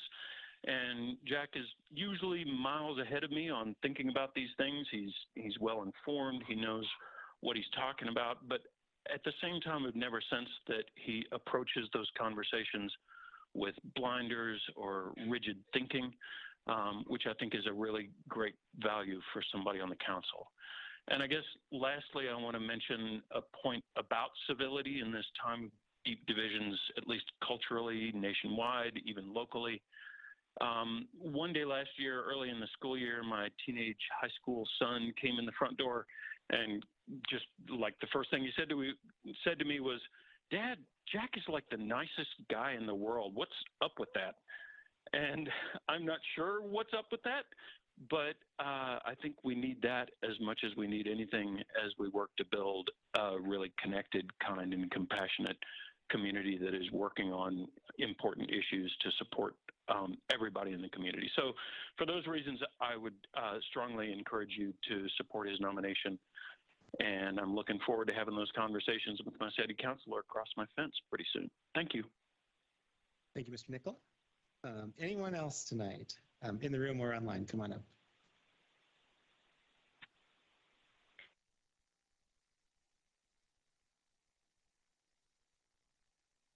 Hi, everyone. My name is Henry DeLuca, and I'm a Missoula City resident. I would like to speak in support tonight of Ms. Tegan Avery. Tegan is an incredibly outstanding person, and she is a ridiculously hard worker. And for those of you who have had the chance to talk to Tegan in the last few weeks, I think that you know that she is not just a great person to be around, but is kind of a light in the room. And she can not only speak for her ward in a way that most people cannot, but she's also so considerate and kind and such a workhorse. When you have her in the room and you have her working with you, you can tell that she goes above and beyond the call of duty and goes the extra mile all the time and is very selfless about her actions and is very caring and thinks so much of other people. And she's so selfless, and I cannot think of anyone else who could do a better job representing her ward than Tegan. So when you guys go into consideration tonight for votes, please look over there, because that smiling face is definitely worth voting for. Thank you. Thank you. Anyone else? Another phone commenter.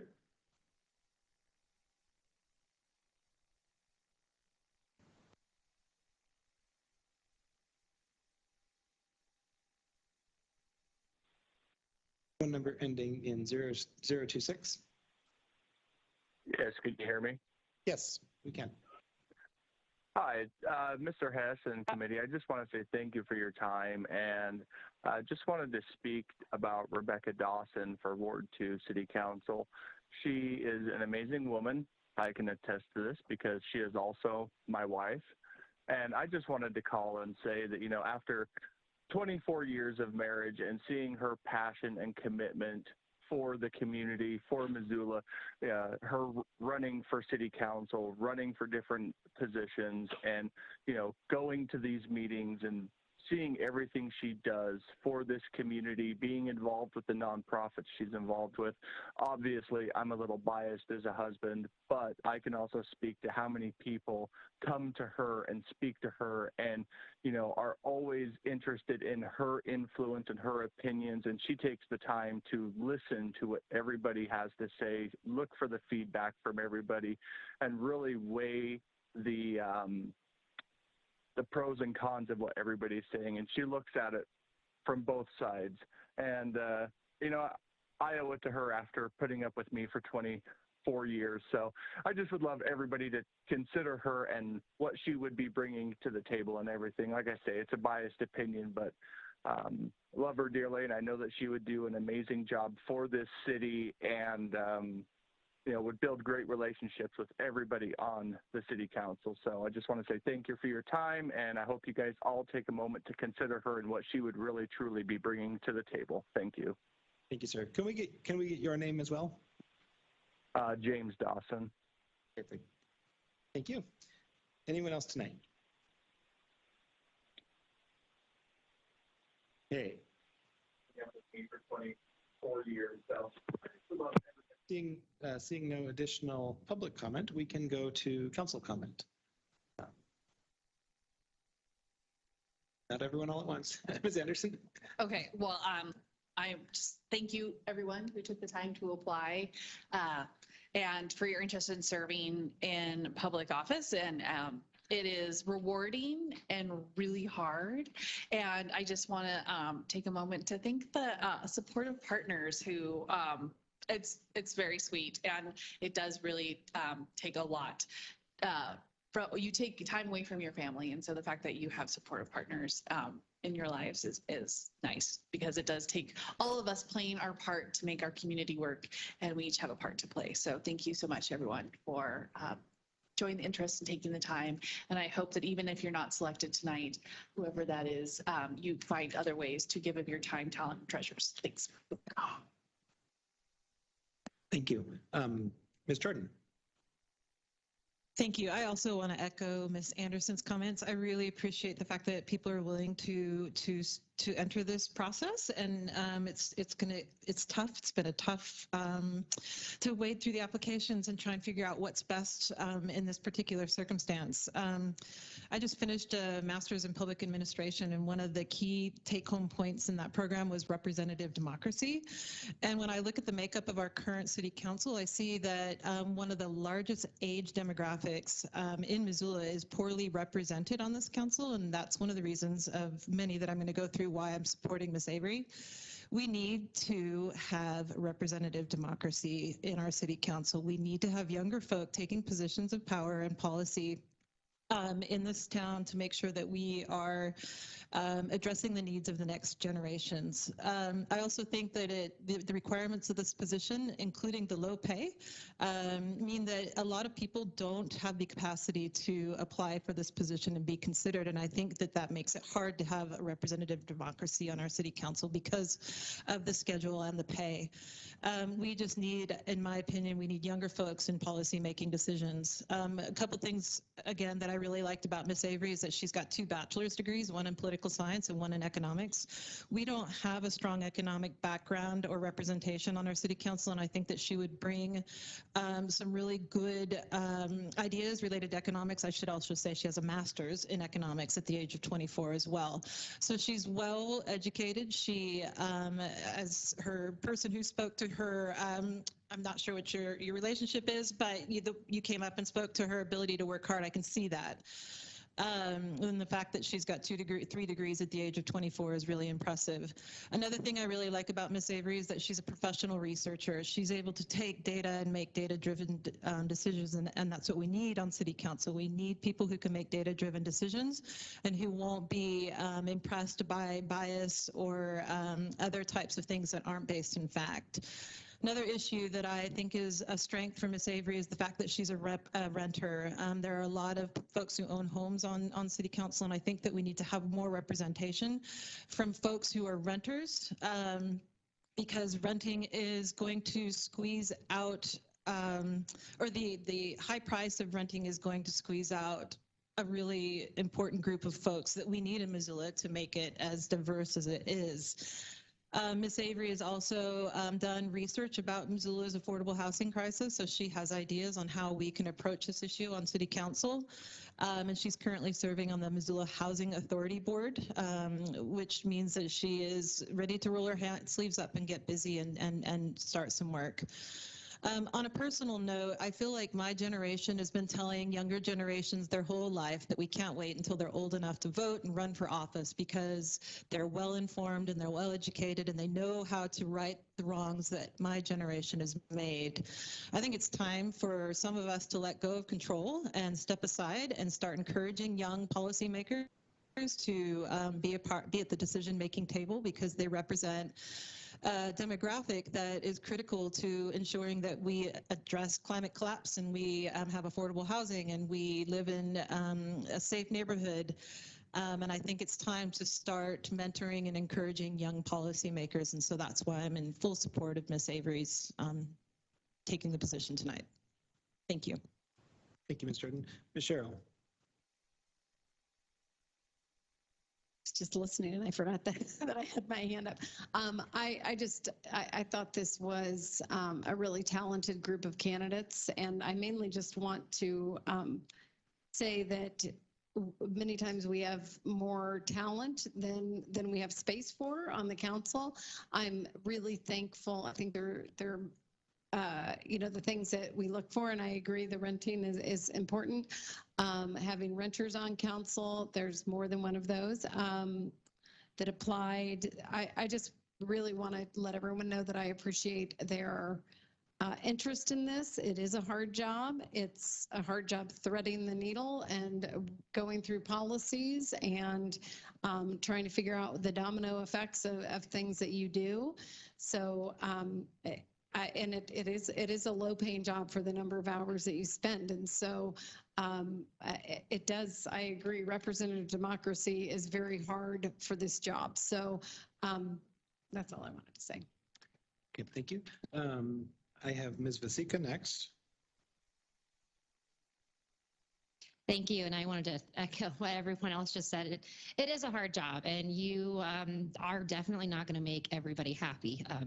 In fact, you're going to frustrate a lot of people with some of your decisions. And so seeing so many people step up to apply for this, no matter who gets a position tonight, I really admire everyone who did it. So thank you very much for spending the time and the effort filling out all the applications and coming and stating your case. I nominated Rebecca Dawson because I believe that she will be a good steward of our tax dollars. She understands that we are struggling with increasing prices for everything, and it especially hurts at the grocery store checkout and the gas pump.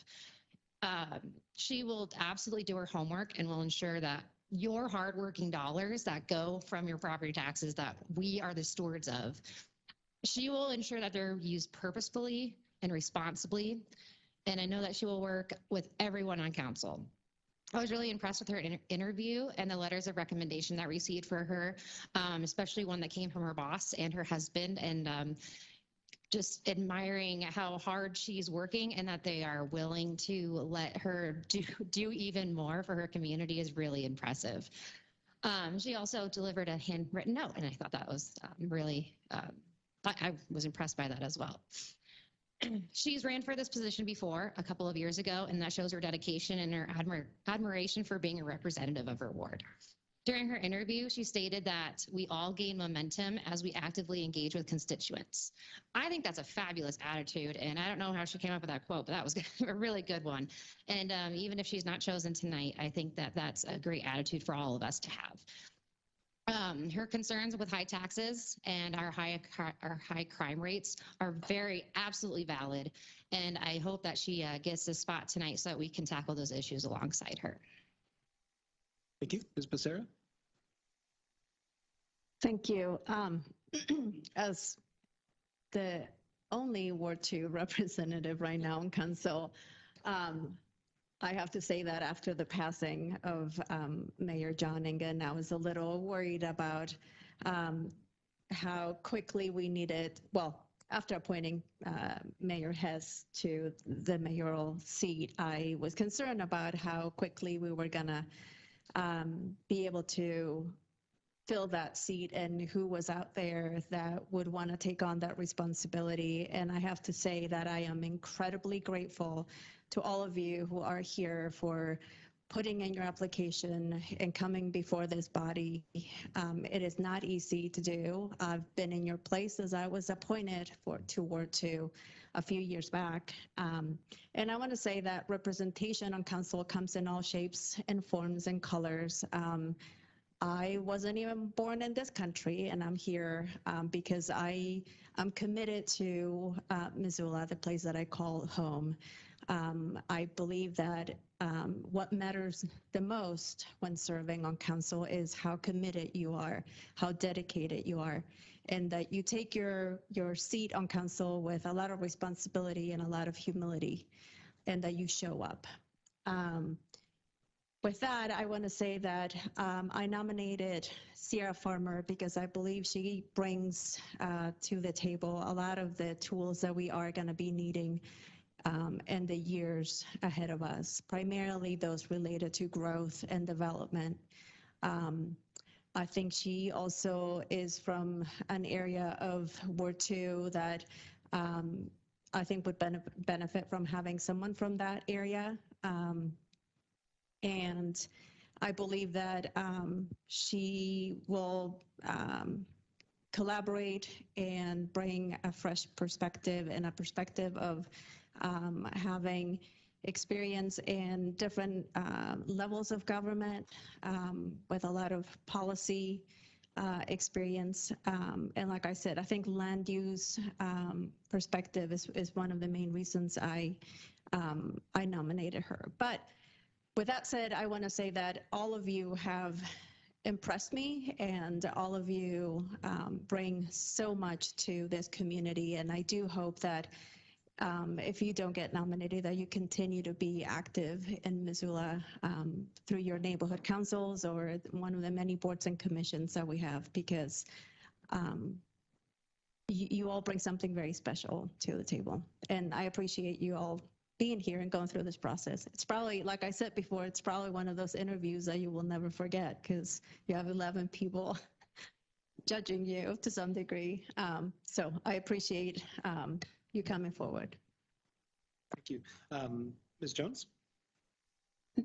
Thanks. Frankly, people are saying a lot of the thoughts that I've had, and I think these are 5 strong candidates, and that's why everybody was interviewed and everybody was nominated tonight. And I've spent a lot of time thinking about what would be valuable in this city councilor, because we do have some big projects ahead of us. But I just wanted to everybody brings something great to the table, so this is hard. Jack Rowan has just a great reputation in town and knows how to communicate with and connect with people. That is super valuable. Tegan Avery has a great background in economics, which I agree, that is really, really important. Rebecca Dawson has clearly good connections in the business community and a strong business background. And I know Jim Ramsey, so I really appreciated reading his letter. And you don't get a letter like that from your boss unless you're a very special person who works very hard. And Sierra Farmer's background in land use is also invaluable. So first of all, I want to put everybody into one person and have that person on council would be the most helpful thing, but we can't. But I wanted to make sure that I nominated Derek Hitt and got him on the floor tonight for votes. I've known Derek for a handful of years, and he has been in the labor community for quite a few years and does great work there. And as I look at our community and our world that has such income inequity, to me, labor is one of the key tools that hopefully will right the ship at some point. That's the way our system works, and that's very important. So I think that's a valuable perspective. So I think we have a lot of good choices tonight. Ms. West? I missed committee meetings on Wednesday, so I got to spend my Thursday evening rewatching all of the meetings I missed, and I was thoroughly impressed by all of our candidates for Ward 2, and I definitely echo what everybody else has said. It's a very interesting process to put yourself through, and I'm grateful that so many quality candidates are willing to put themselves through that. So I nominated Jack Rowan. I actually don't remember where we met. I know it was back in the baby haze days of raising two small children, and it could have been at Mud, it could have been at the Outdoor Cinema or the Missoula Community Food Co-op. I'm not even sure because he's a staple of the Northside, Westside community and has been a committed and dedicated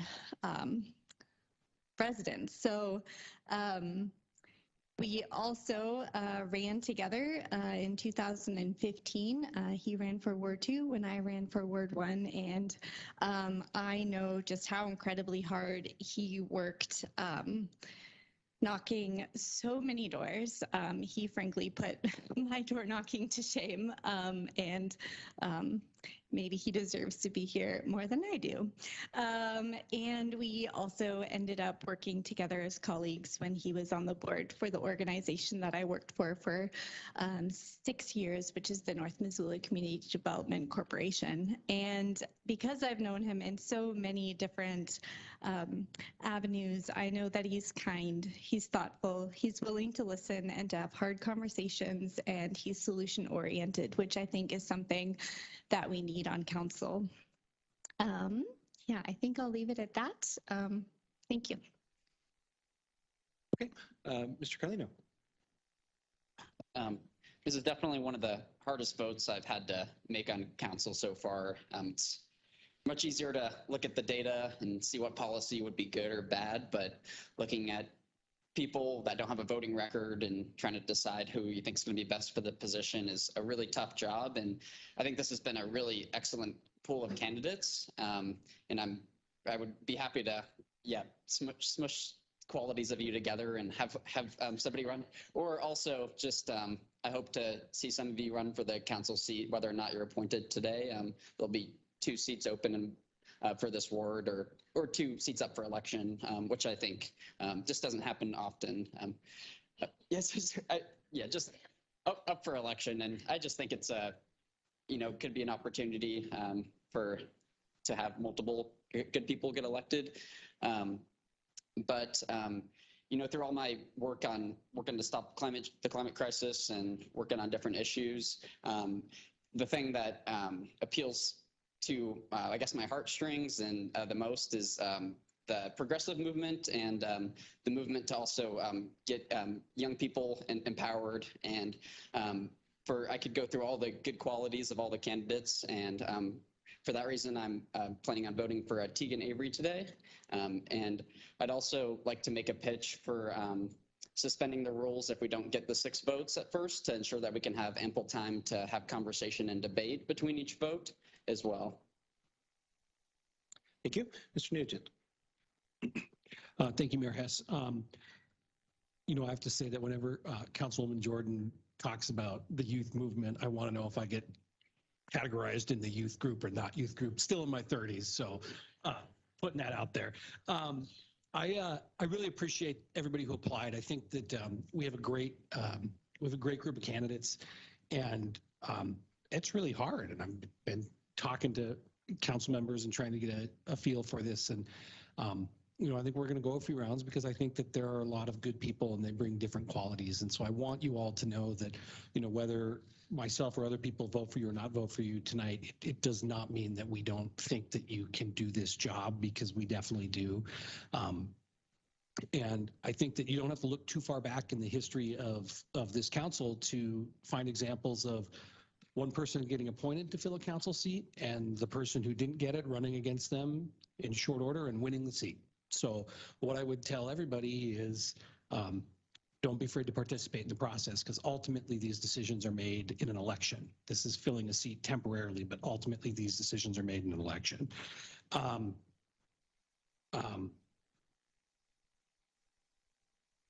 I intend to be kind of a swing vote tonight. I like several of you. I do not want to go 20 rounds. I want to spare you all of that. 22, I've been corrected. Sorry. And I think that under the spirit of this process, I look forward to just kind of seeing how the votes roll out. And I want you all to know that keep doing good things for your community, because if you get it, you're going to get up tomorrow and you're going to find that you're going to get sworn in and probably have to come to committee meetings next week. But if you don't, you still get to go out and do good things. And we need people to serve in a lot of the places that you all are already serving. If representation from the Housing Authority, from the Planning Board, from the true spirit of Missoula, which I think is volunteering for almost everything. Apparently, Mr. Rowan does, from what I've learned over the last few days as people have reached out. And I just also want to give a shout out to everybody who has reached out to us with endorsements of their fellow Missoulians. It's been great to hear from people, and they've all been so positive, and we appreciate that. Thank you, Mr. Nugent. Anyone else? Okay. I'm going to weigh in. I'm not going to weigh in on a candidate because I don't get a vote, and that is something I'm adjusting to. And this is a time when I'm particularly adjusting to it. I held this seat for almost 9 years, and I really look forward to working with whoever takes it over. And I trust that whoever takes it over will do so with distinction and with humility, and will serve Ward 2 well. Ward 2 is a strange ward. It looks a little bit like a piece of Swiss cheese tossed out on the map with a bunch of holes in it and ragged edges.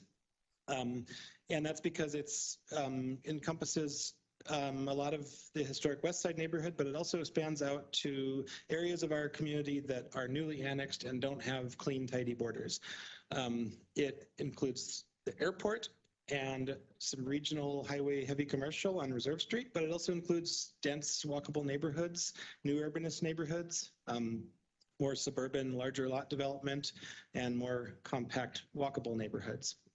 It includes some of the oldest neighborhoods in our city, in the West Side neighborhood, with homes dating back to the early 1900s and late 1800s in some cases, and it includes some of our newest neighborhoods. It is where we will house the next 20,000 residents according to the Stupkane Area Master Plan and the Mullen Area Build Ground. It's dynamic and it's changing, and it is diverse. It is low and moderate income neighborhoods, and it is wealthy neighborhoods. And with all of that diversity, it is a challenge to bring a perspective and represent Ward 2 and not be challenged with another perspective that's valid from someone with a different lived experience. So I just encourage whoever's appointed to embrace the fact that it's a ward that defies description, and it's a ward that is varied, and it is a ward that will challenge you to challenge your own perspectives and to think outside the box. And I wish everyone the best of luck. And I think we can move on to a vote now. Ms. Rabine, do you want to explain the voting process and take it over from here?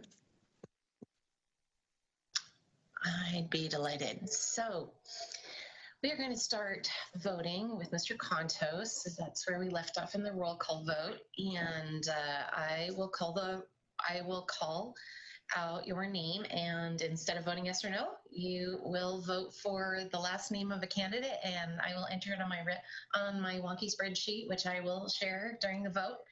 And it will show us the tally of which candidates got votes. We have 11 council members, and a majority of the council members elected is required for this appointment. So that means that 6 or greater, somebody needs to receive 6 or more votes in order to be appointed. And I think I've already explained the 2 successive roll call votes rule, so I won't go over that again. All right, let me share the wonky spreadsheet here.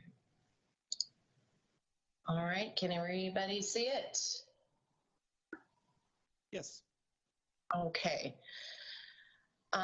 So I have nominations for Avery, Hitt, Farmer, Rowan, and Dawson, and we will start with Contos. Dawson. And Jones. Hitt. Jordan. Avery. Nugent. Avery. Savage. Rowan. Carol, Rowan. Basika,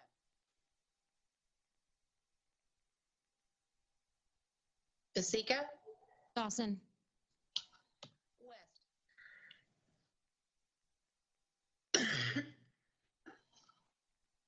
I'm sorry, Heidi, I didn't hear you either. I didn't hear you. Rowan. Anderson, Farmer. Sarah, Farmer. and Carlino. Avery. Okay, we have 3 votes for Avery, 2 votes for Dawson, 2 votes for Farmer, 1 for Hit, and 3 for Rowan.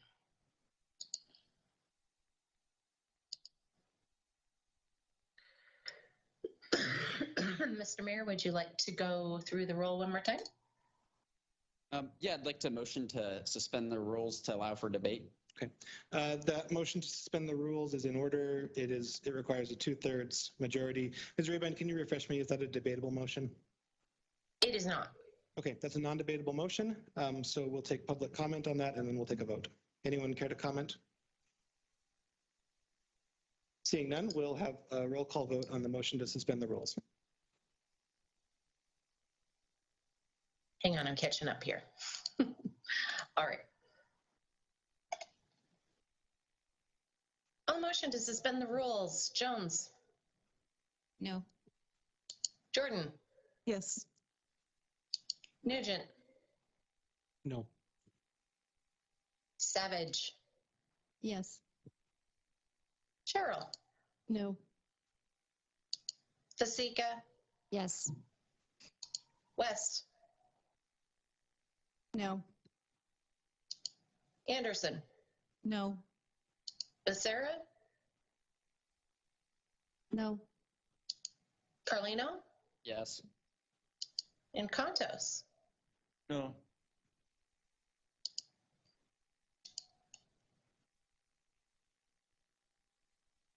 All right, on the motion to suspend the rules, looks like it failed. So we're back to the main motion, which is to appoint the replacement, and we can move on to round 2 of voting. Ms. Rabine. Okay, share the spreadsheet one more time. All right, same nominees, new round of voting. Jones, Farmer. Jordan, Avery. Nugent, Avery. Savage, Rowan. Cheryl, Rowan. Fasika, Dawson. West, Rowan. Anderson, Farmer. Becerra, Farmer. Carlino, Avery. and Contos. Dawson. All right, we have 3 votes for Avery, 2 votes for Dawson, 3 votes for Farmer, 0 votes for Hit, and 3 votes for Rowan. We can proceed with another round.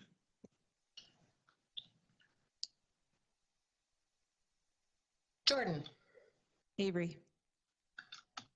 Nugent, Farmer. Savage, Rowan. Cheryl,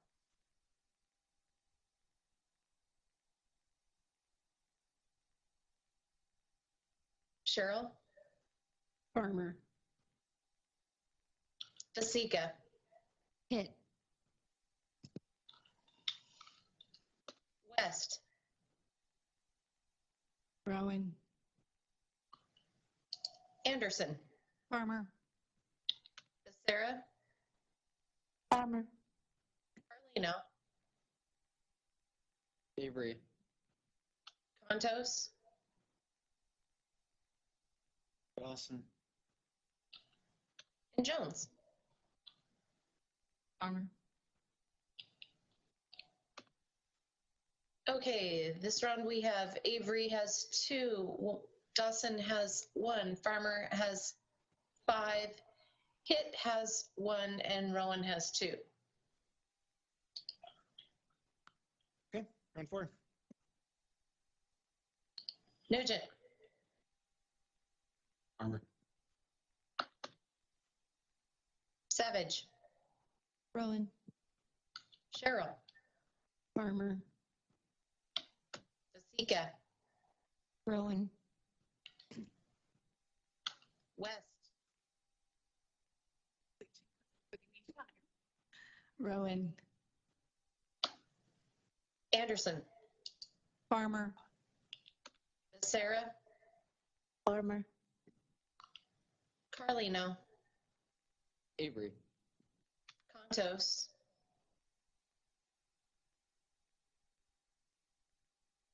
I'm sorry, I didn't hear that. Farmer. Jones. Farmer. And Jordan. Avery. All right. It looks like we have 2 votes for Avery, 6 votes for Farmer, and 3 for Rowan. So Ms. Farmer is got the necessary votes to be appointed to be representative of Ward 2. Well, congratulations to Sierra Farmer. And again, I want to extend a heartfelt thank you for everyone who applied and put themselves out there. And I want to echo that there's a place at the city of Missoula in our governance for you, in a board and commission or in another capacity. And I'm grateful for everyone's participation. With that, we can move on to comments from the mayor, and I think I just made them. But I really do want to thank everyone who participated in this process. It's challenging to put yourself out there like that. I applied for a vacant council seat in 2011, which I did not receive, was not appointed to it, and turns out there's other ways to get here. So so with that, we'll begin general comments from council with Ms. Vasika. Thanks. And yeah, very big congratulations to Sierra. I look forward to working with you. And I encourage everyone else to continue to make a fuss about things that they care about and come talk to public comment.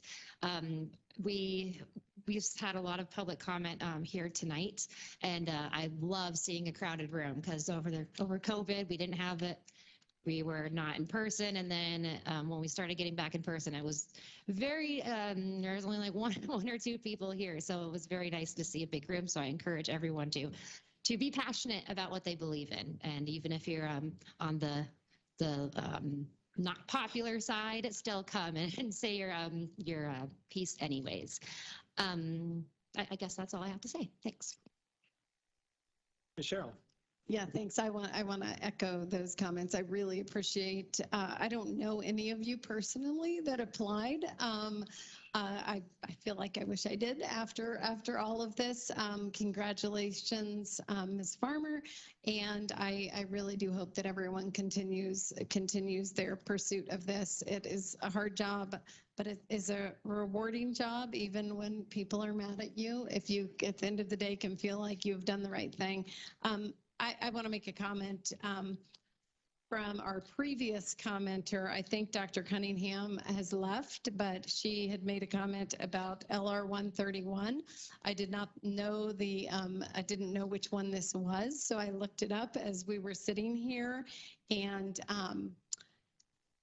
as it was described by doctors and parents, it is a cruel overreach, and I believe that. I suggest that all of these very engaged people here tonight take a look at what that is and reach out to your legislators. It is a brutal thing to consider, being a mother of 2 children, and I was very lucky that I had easy pregnancies, and everything worked out okay, and that I was in a position in my life that I could have a child, and I was ready to have a child. So I really appreciate Dr. Cunningham coming in, and I didn't even know what she was commenting about until I looked it up, but I suggest everyone does.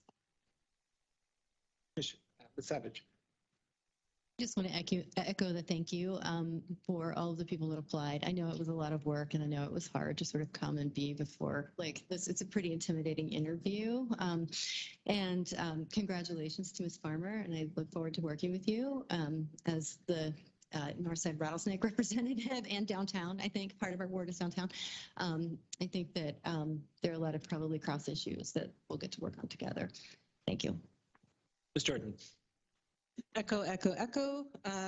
It was a tough choice. I think everybody was super qualified and brought different things to the table, and it was an interesting night, and definitely looking forward to sitting next to you, Ms. Farmer, and starting to work with you. And I also echo Ms. Sherrill's comments about LR 131. It's a critical bill that you educate yourselves on and make sure that you understand what you're voting for, because it's a little quirky and may not be exactly what you think it is. So thank you all for coming tonight. Ms. Jones. Mr. Carlino. Yeah, I just wanted to echo that, and thanks everybody for applying. And that was definitely probably the toughest vote I've had to do on council, and I think we had a lot of good applicants. So I hope you all stay involved and consider running again at some point too. And congratulations to Ms. Farmer for getting the council seat. Yeah. Ms. Becerra. Yeah, I'll say it again. Thanks to everyone who applied. I don't think I knew many of you, but I feel like I know you a little bit more now, and I'm definitely interested in knowing you more. I hope that you will continue to be engaged in anything the city has to offer in terms of available venues for working with your community more closely. This is not the perfect way to get someone on council, but it is the process that we have. And as you know, we have said before, it's a democratic process. Once you run for Ward 2, you will have the vote of your constituents, and that is a truer democratic process that I fully support. But for now, thank you. Mr. Nugent. Thank you, Mr. Mayor. A couple of things. I just echo everything everybody said. I would also point out that Community Medical Center commented on LR 131 and came out very strongly against it and outlined why it's a bad thing. And they have a Medical Center. They have nothing to do with most of the things that bill or that legislative resolution is trying to suggest it does. It's just bad for families, and it hits people in very personal ways that I don't think we need to share publicly to tell you why it's bad for Montana.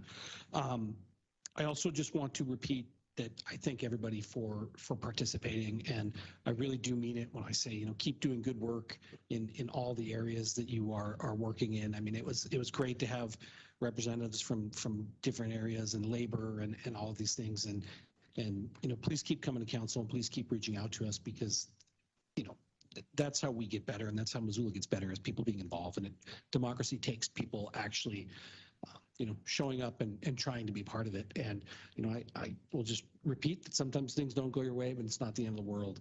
I also want to hit on something that a few commenters have made over the last few months. I think Mr. Hunt has made this point.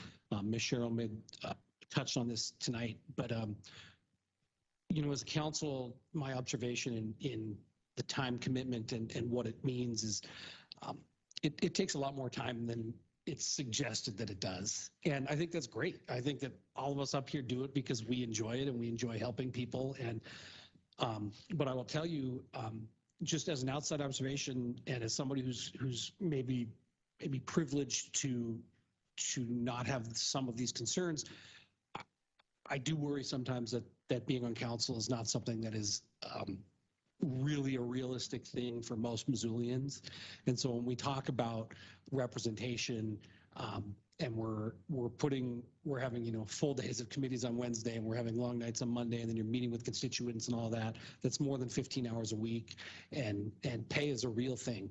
And I'm not saying that because I personally want to get paid more, but I think that this is something that this council might need to consider at some point, because I don't think that it's fair to expect people to, if they want to be on council, to either be personally, financially flexible, to have a spouse who can support them, or to be willing to be poor.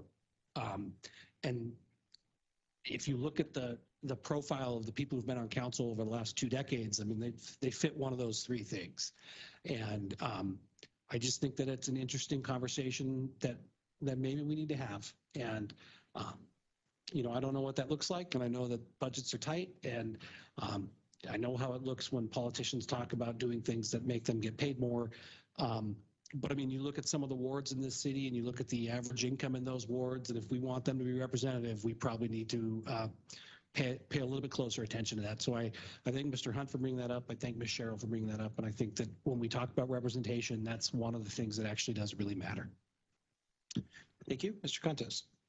Yeah, I just want to thank everybody who applied. I always admire people who are willing to get out of their comfort zone, because sitting on one of these seats, you are getting out of your comfort zone. So thank you very much, and congratulations. Ms. West? I just wanted to talk about being on council from a little bit different perspective. When I ran for council the first time, we were on food stamps. My kids went to Head Start, and I was a stay-at-home mom, and I think we made $24,000 a year. And to me, the stipend that we get, while it's not huge, it seemed like a lot. And then when I found out after I got elected that we also got health insurance, that honestly is priceless. So I realized that it probably isn't enough for everyone to be able to run, but I think that there are a lot of different perspectives and amounts of money when you have none. $14,000 is a lot. And Ms. Anderson. Okay, well, I'm going to echo what everyone said. Thank you all for coming. I think I want to take this opportunity to thank Mr. Hess for serving Ward 2. And I think we've learned through the tragic passing of Mayor Ingen that no one can really follow or fill anyone's shoes. The best you can do is hope to follow in their footsteps. So I think this is an excellent example of that.